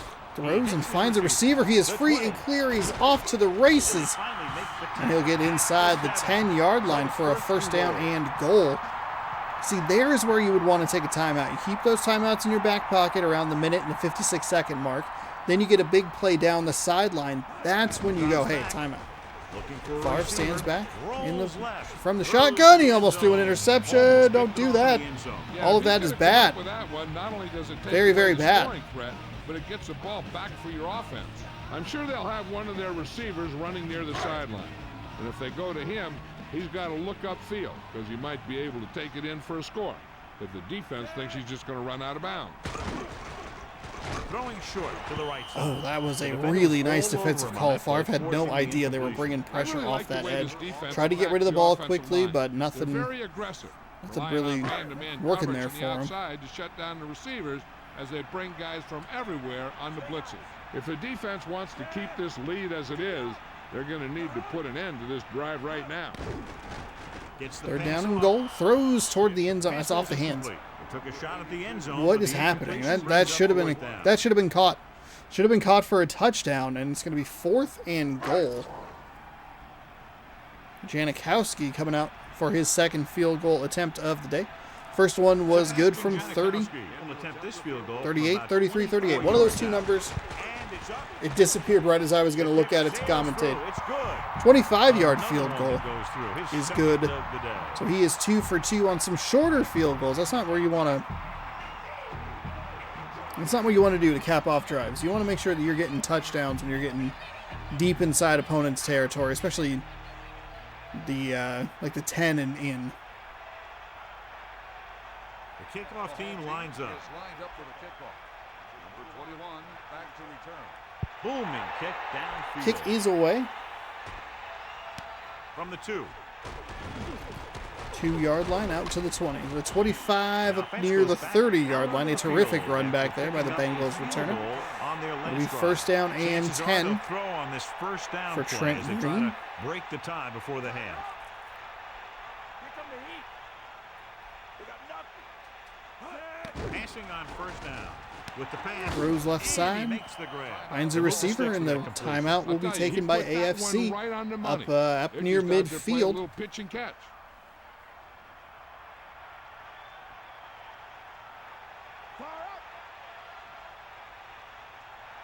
The NFC team line up in the quarter defense. Pressure, launches it Deep down the left side, finds a receiver at the 20. Nice catch. They'll take a timeout here at 9 seconds. It's that auto timeout. With still plenty of time left, they might take a shot at the end zone here. But they didn't want to blow their chance of getting some points before the half. So he has to be smart. Oh, wow, they're actually going to go for it here. That's what you want to see. At least take a shot. I'm sure the AFC has one more timeout in their back pocket. I think that makes that decision a little bit easier. He's going to throw well short of the goal line. It didn't matter, though. I thought that was going to be the opportunity for the NFC to force a field goal attempt, but no such luck. McMichael slithers through the defense, finds the end zone for 6. That other player just did not bother to tackle. Just not interested in it. No, thank you.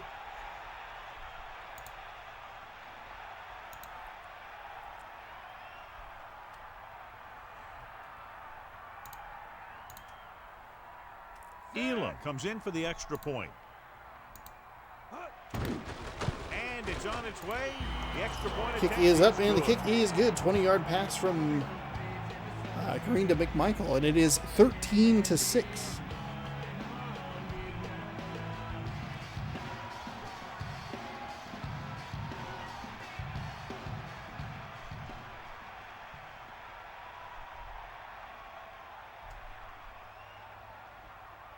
Here's the kickoff team.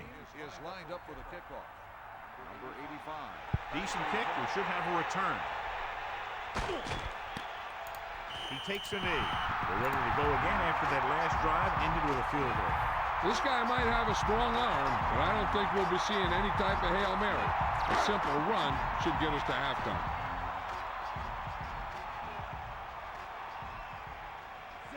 Farr sends a man in motion.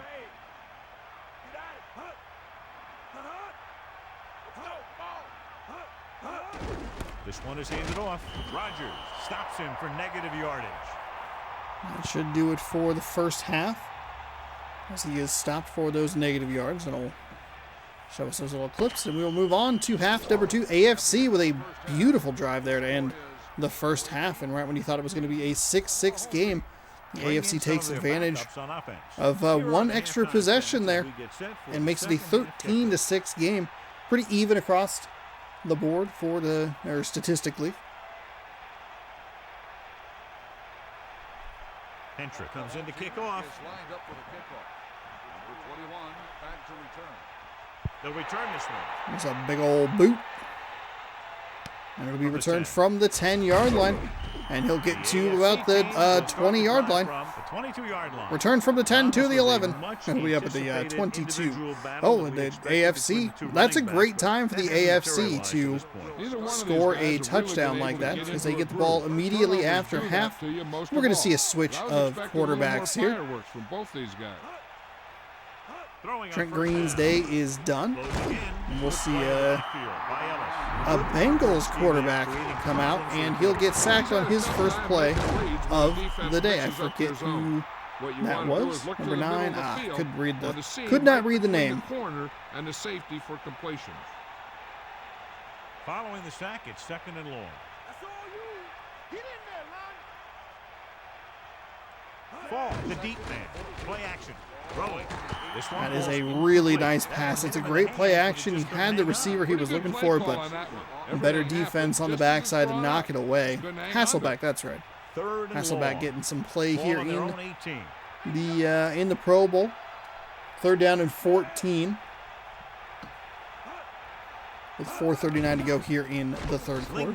Throws it out to the flat, off his hands and incomplete. Irritated with himself there, clapping and smacking his helmet. The AFC, I thought, was going to have a real good shot to kind of blow this game open, but instead it's a very quick 3 and out, a couple incomplete passes, and a sack. It's not going to take much time off the clock at all. 4th down and 14, and we'll see the punter. Unable to get anything going on that series, they'll have to punt it away here. Here's the punt. The kick is away. Fair catch. And a fair catch at the 31-yard line. Caught the ball.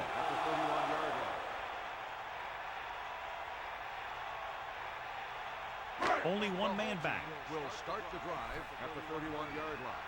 1st and 10. Let's go. Come on. Brunell gets set. They give it to the halfback. Well, they're going to switch out quarterbacks on the NFC side as well. Brunell coming out, so Bengals. It was well executed. They hit their blocks and the back found the right. I thought I had a sneeze. I thought it down the looked field and good. picked up a 1st down. Sneeze into a yawn. What a combo. That's a Tony Hawk Pro Skater combo if I've ever heard it. Sneeze plus yawn. 3,400 points times 2. The quarterback gets set with only one back behind him.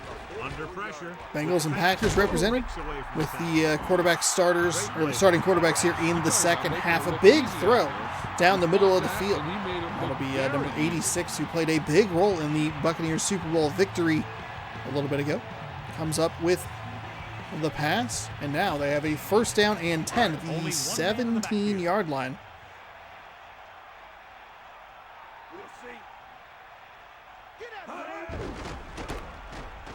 Handoff right side, spin move, gets some kind of move around there. That was a bit of a weird spin move because the running back was on the outside of the defender, but as the spin move happened, he stayed on the outside of the defender.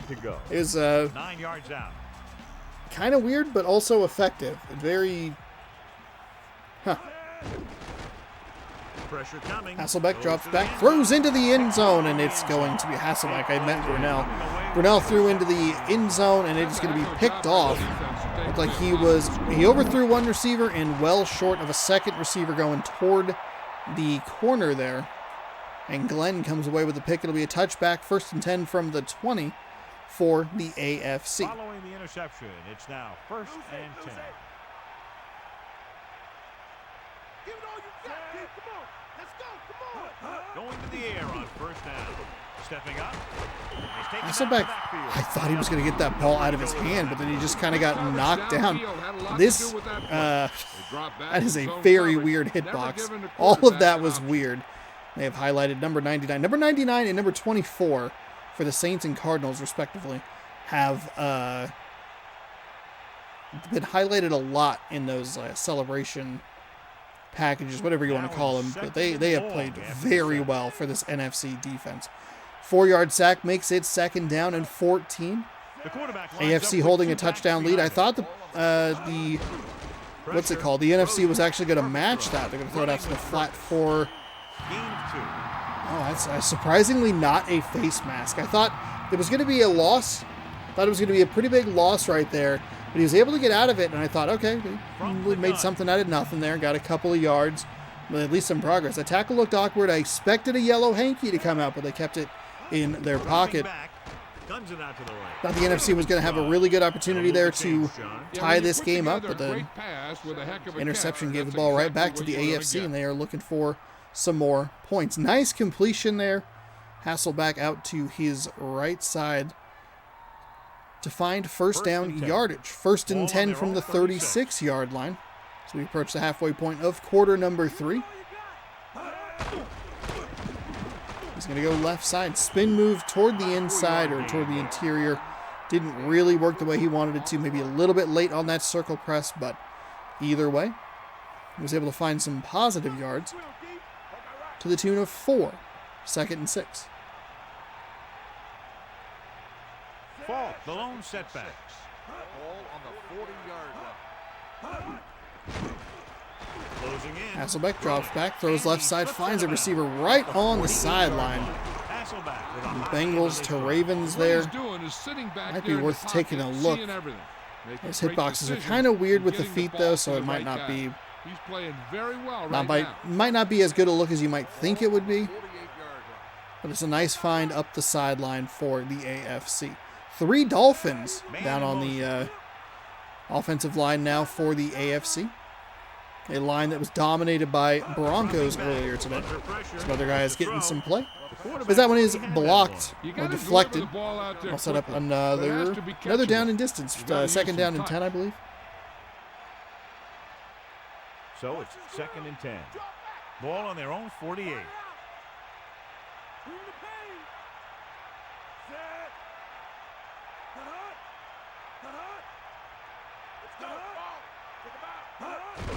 They give it to the halfback.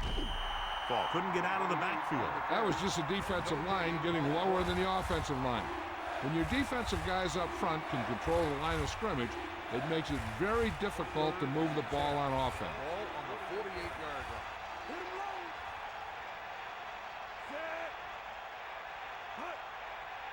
Drops back. Pressure coming. Rolling.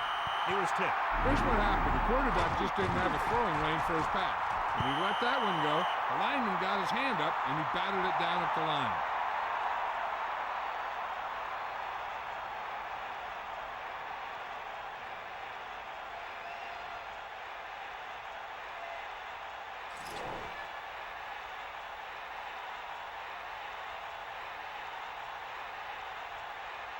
Mormon will come into this game to punt. Robinson into return. Number 92 for Green Bay getting in the throwing lane. No, not that number 92, a different number 92. Forcing the punt from the AFC.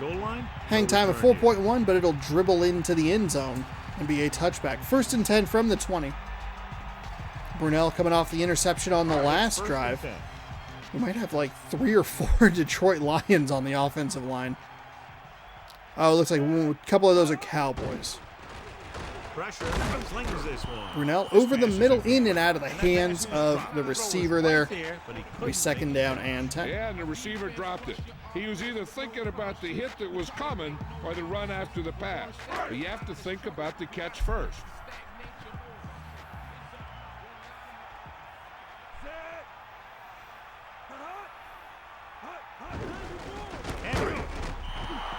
They went backward on that one. They ran right into the blitz. They should have changed the play at the line. Maybe an audible to a sweep or a pass play. Something like a quick slant. They'll be faced with a long 3rd down play here. Ball on their own 18. 3rd down and 12. 60 seconds to go here in the 3rd quarter. Dropping back.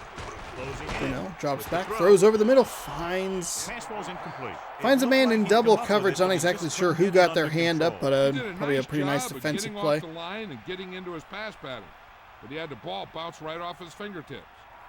And John Madden says that it was the receiver's fault. Okay, good, excellent new information there. That's what you're looking for.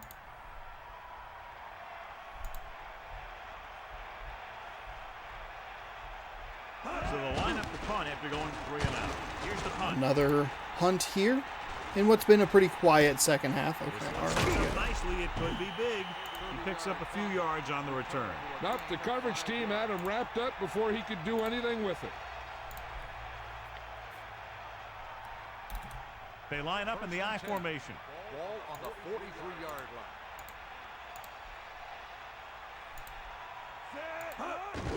Looking for room. The running back gets about 3.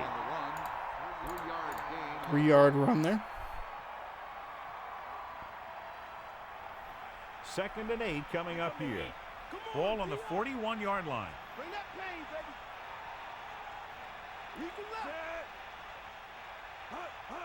Toss play to the left. Toss play left side, trying to find some room. Nice job to cut it up field and head a little bit more north there. Should set up a 3rd down and very manageable.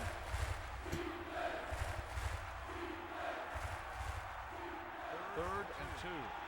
Ball on the 35-yard line. Man in motion.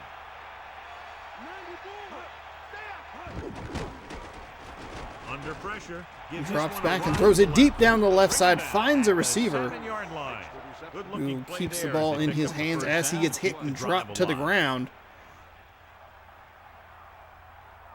So we've reached the end of the We third will quarter. end with the third AFC quarter with team that ahead play. of the NFC 13-6 team, still AFC 13-6.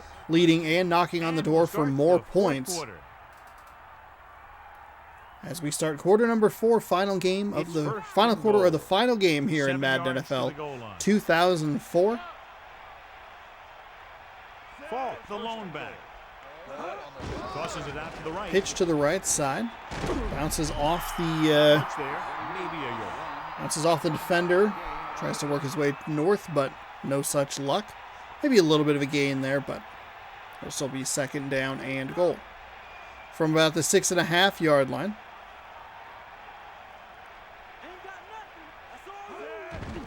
Again in the run.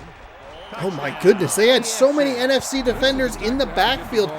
There are like 3 dudes that could have tried to make that tackle, and no one did it. It's probably just Marshall Faulk's acceleration. Last year's cover star scoring a touchdown here in the Pro Bowl for the opposite side that he usually played for, typically an NFC All-Star or Pro Bowler. This time on the AFC side of things.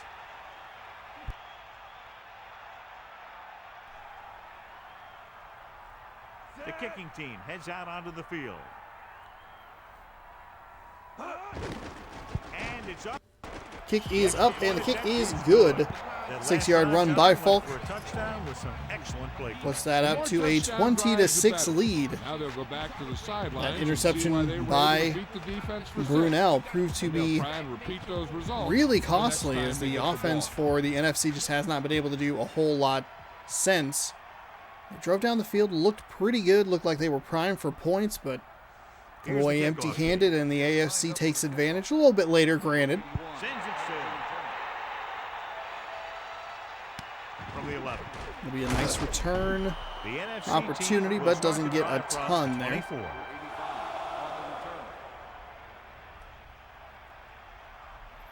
Brunel still out there. Looks like they're just using 2 quarterbacks. I was kind of thinking that the starter would just do the first half, and then the backup would do the second, and then like the third string would do the fourth, or third. First half, First down. and then the third quarter, and then the fourth quarter. This one falls Caught and incomplete. just kind of dropped on that one. Not really sure what happened. About to bring it in. Maybe a Takes little big shot from late on the defender. throw there, That but forces him to drop I mean, the pass. you're a professional athlete. You should catch that. I know it's the Pro Bowl, but seriously, come on, catch the So ball. it's 2nd and 10. We got nothing. Come Using on, motion. Hit the ball. Drops back. Pressure. Brunel Throw. drops and fires left side. He'll come up with a catch at the 45-yard The line. secondary looked a little That'll be a on their nice heels. grab there. They just couldn't converge on the ball in time, and now they get a whole new set of downs.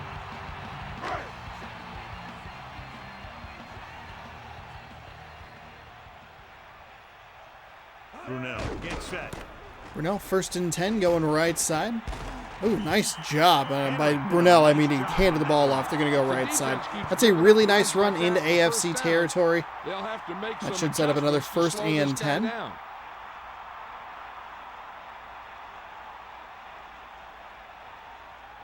It's 1st and 10. Ball on the 42-yard line. Catch the ball, man. Get in there. Dropping back. Closing in. Passing run. It's a nice little find in the flat. The problem is instead of going north and south, he was going east and west. Typical By north and south, they just mean north. You keep saying that like it's, oh, and north and south. Forward or They backward. line up in the I formation. That's where you'd like to see him just kind of hold on to that ball. Maybe try and get the running back to turn before he lets it Under go. pressure. Looking for the deep pass down the right We side. found a deep pass down the right side. Number 81 for the Rams. Absolutely fantastic in today's game. It gets a high five from his fake teammate. Yeah, bro, we're on the same team. It's like you hated me when we played earlier. So they have first. Talked a lot of crap in the media. Carp in the media. Stay guys. The offense is going to have to try something different in order to score some touchdowns. when they get Brunel with inside another their nice opponent's pass red to his zone. right. Clearly they were on the same Finds a page on receiver. that play. It'll These be, days, offenses rely I think it's on going to be the short, second down quick and pass, short. Yeah, second the down and receiver short. gaining lots of yards after the catch. Second Only and one 1, man though. in the That looks like a backfield. second inches to me. 90 bull. That's all you. Fire out. Pressure coming. Throwing. This Oh, one I falls thought that was going to be a incomplete. fumble. Third He down got hit upcoming right after as he that let that one incomplete go. pass. Receiver on the play.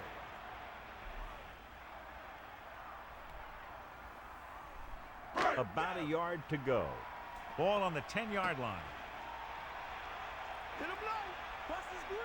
The quarterback is back in the shotgun. Ball on the 10-yard line. Dropping back. Pressure. It's No rid throw. of it. Pass ball's incomplete. Trying to get the ball to his receiver, but That was a it's incomplete. touchdown. I don't know how he dropped that. That was exactly where you wanted that throw. Looks like they're going to go ahead and they're going to go for it, which is what you want to see in this scenario. In a game that doesn't really mean anything, why not have some fun with it? Closing in. Throwing. Incomplete. So they can't convert and turn it over on downs. At this point Might be in the most game, they need a big disastrous play. fourth down play Sometimes we have high seen risk this season. equals high And I mean reward. just They might an try a different absolutely play next heinous time. throw. I don't know why Deep that in was their the own decision, territory. but it should have been a touchdown on the previous play. It was right in the hands of these NFC receivers. Just cannot hold on to the ball for some reason. That was their best drive. And if they get a touchdown or a throw, that should have been a touchdown. 7-yard gain on They've been the play. deep inside AFC territory twice. They have come away with 0 points. So the AFC gets the ball back. 2nd down and 3. Following the 7-yard gain on the 1st and 10. Ball on a 17-yard Hasselback sends a man in motion.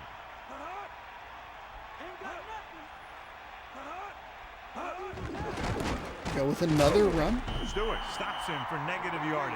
Falk didn't get any help from his offensive line. It was just about impossible to run when you have guys in the backfield just as soon as you snap the ball. 3rd and 4. Ball on the 16-yard line.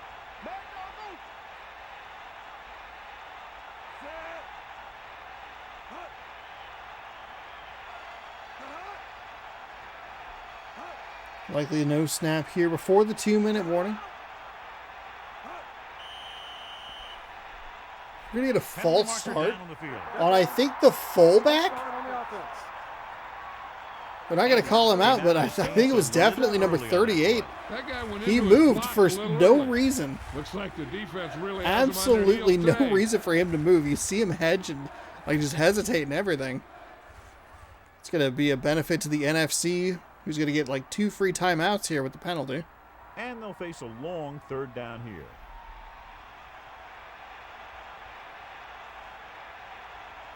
Hand it off to the back. Loses Hands the off the defender. right side. Oh, 4th down. He was just short of the line to gain. 2 minutes And to go. that penalty really goofed what they were trying to do. They were going to try and burn a bunch of time. You can, instead of it being 2:04 when that ball is snapped and then immediately the 2-minute warning, you hold it to the 2-minute warning, run the play, and burn it down to 120. That's a 44-second difference in clock. And the NFC keeps 2 timeouts. Or got 2 bonus timeouts, I should say. He has a lot of open field here. So he was brought down before he had a chance to get anything going. Good job by both teams there. He gets his team a few yards closer to the end zone, and the coverage team prevents him from getting anything big. 1st and 10. Ball on the 49-yard John line. Madden complimenting everyone involved. The NFC team line up in the shotgun. Takes a snap, throws over the middle, finds a receiver. That guy can hold on to it. Any better than that. Textbook first They down. will Let's see how hurry this to the defense line to try handles and the get no-huddle. another play off here. The NFC's defense the NFC's defense did their job. It was exactly what you were looking for from them. They even got the benefit of the 25-yard line. the pre-snap infraction, stopped the clock, and gave them the 2-minute warning. Goes out toward the sideline. That'll work. NFC, they are preferring the middle of the When you're field down by to the this tune of much, over the 100 offense yards. doesn't want to be facing too many 3rd and 4th down, because that means they're taking too much time. They should be getting first every 1 or 2 downs if they want to have a chance at this thing. This team has to start converting on 3rd down if they're going to be successful. Pressure coming with the pass. And it's And the caught. NFC would have such a good chance if they had just converted on that Things are really touchdown. slowing down for him right now. He's All right, seeing this the is it. I targets think and you got to get a finding the open touchdown man here. You with can't ease. go burning timeouts Really like the is game something likes to good do. out there. There's the throw, and it's going to go in for the score. Okay. Extra point. Too bad the receiver who had the touchdown last time couldn't have come up with the ball. Frickin' idiot. Had the best chance to haul it in for the score.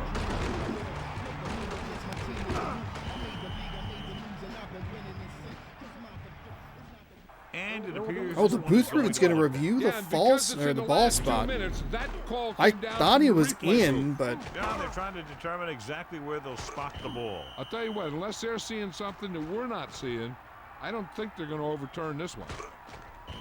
I have no idea.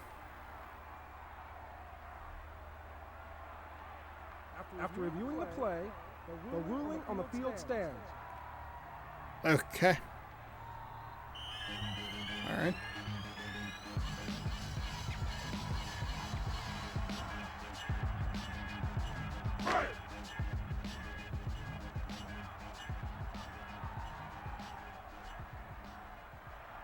So they'll try to tack on the extra point. And it's on its Kick way. is up, and the kick is good. 20-13 now. 5 play, 47-yard drive. Capped off with the touchdown. Should see the onside kick here, though I think you kick it deep in this scenario with 3 timeouts in your back pocket. Maybe they will kick it deep. No, they're going for the onside. Talked about it many times because we have seen weird situations like this. But in case you're new, I don't love the call here because the AFC is so close to getting a field goal, which puts the game out of reach. With no timeouts or 1 timeout or whatever, like anything other than 3 timeouts, you're fine to kick it. But if you have 3 timeouts, which I'm pretty sure the NFC does, they do. Only 1 man back.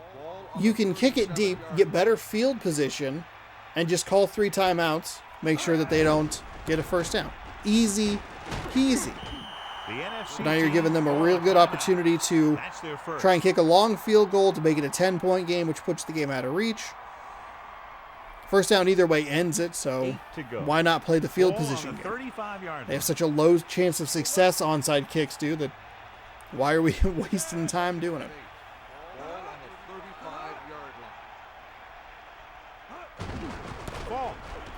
Falk, and he'll be just short of that line to gain, so they'll get 1 opportunity here to keep this game alive. The problem for them is that it's going to be about a 30 or 47-yard field goal, and that might do it anyway. So 1:01 to go here with a 3rd down and 1. AFC can put it away with a first down run right here. And they will. Big old hole up the middle. The NFC tried to bring some players around the outside, but they just were not able to get there in time. And Falk has enough room to get it up the gut for a first down. All right. That'll do it. AFC wins the Pro Bowl, but the NFC wins the Super Bowl. Tampa Bay, your Super Bowl champion. Hasselbeck will take a knee from the victory formation.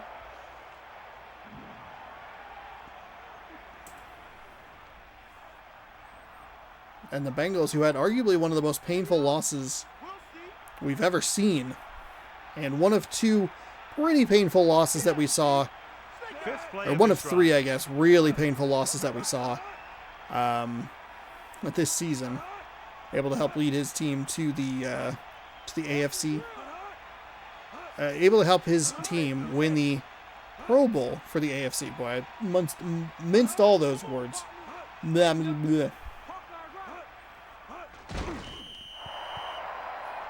That should do it.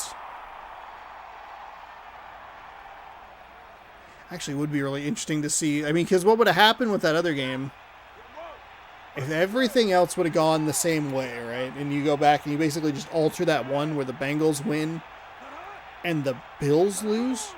The Bengals make the playoffs. And I think the Bills still make the playoffs either, or as well, but they would likely flip spots with the, what's it called? With the Dolphins. Kind of interesting. All right, 20-13, your final. The NFC put up a pretty valiant fight. They had some really nice drives in the second half, but they just could not come up with the touchdowns when they needed them. Bad throw by Brunell early in the third quarter, early in the second half, I should say, to kill a drive, no points. They falter on the fourth down that followed the incomplete pass that should have been the touchdown that cut it to a one-score game. They got the drive that they needed. It was just a little too late, and the deficit was too big. They gave up the first down anyway, so it didn't matter the field position situation. But in my opinion, I think you kick it deep, try to win the field position game, and give yourself a better opportunity. Because even if I guess you're kind of banking on a missed field goal there, but it's just too easy. These are professional kickers, all right? Advance to the offseason? No, thank you. No, thank you. All right. I hope you enjoyed Season 4 of Random Rosters. It's been my pleasure to bring it to you. I have a great time making these every single week. I hope you have a great time watching them. We'll be back next week with a brand new game. Now, what I am leaning towards is actually going a little bit back in time. But what I might actually do is record 2 videos and see which one might be like a little bit more interesting, because I don't have as much familiarity with this other game. A couple weeks ago, I talked about a soft drink TV game, or a documentary that I had watched about Konami's failed NFL license game. I actually went out and I picked that game up. ESPN NFL Primetime 2002. It was not $2.99. They raised the price up to $4.99. And the Xbox version, for whatever reason, was even more expensive at $6.99 or something like that. It was kind of weird. But I was able to pick this up. It seems to be working with everything I needed to work with, without any sort of like profiles or anything. Like, I kind of just work with it. It does have a little bit of like a quirk to playing the games versus like viewing the games, but it does acknowledge like watch the game. Like, you can't interact with it. It's a very weird scenario. I don't know what's going on with it. So I do need to look into this one a little bit more. We have Edner and James here on the cover. So we would see the Colts play the first game of the season, which is a little unfortunate because we've been using NFL Fevers. So we've been getting a lot of Colts. So it basically would be NFL Primetime 2002, Fever 03, 02, 03, and 04 are all going to start with the Colts. But we'll see the Colts. We'll see the Buccaneers in action. So I'm thinking about this. If it doesn't look good or work good, or it doesn't seem like it's going to be a great game, I might just record one in NFL Fever 05, 04, and we'll see. But I would kind of like to use this one because it's a kind of a weird one. When they organize the games, I'm always looking for NFL stuff in the N's and M's because of like Madden or NFL 2K. And I know of ESPN 2K 3, 4, and 5, but I did not realize that there was an NFL Primetime 2002. So thanks to Soft Drink TV for pointing this out. And what caught my attention was when they were talking about it, they go, "Oh, you can do a thing with a fantasy draft. You can do a tournament with a fantasy draft." And I went, "Oh, fantasy draft, you say?" And it turns out it's in the franchise mode as well. So we might be, we'll probably be taking a look at that one. Yeah, thank you so much for watching. It's been 80 episodes of this. Absolutely bananas that it has been that long. Thank you so much for watching. Hopefully you enjoyed. We'll be back next week with a brand new one. So if you came into this one late and you don't have countless hours to watch all of these episodes, I understand. I get it. Okay? You can start with us fresh next week with a brand new game right here on youtube.com/OnosaurusRex. Just make sure that you scrolled down, you subscribed, you rang the bell. You'll be notified when I post new videos, and we'll see you July 4th for a brand new episode and a brand new season of Random Rosters. Thanks for watching. Good sports. Go team.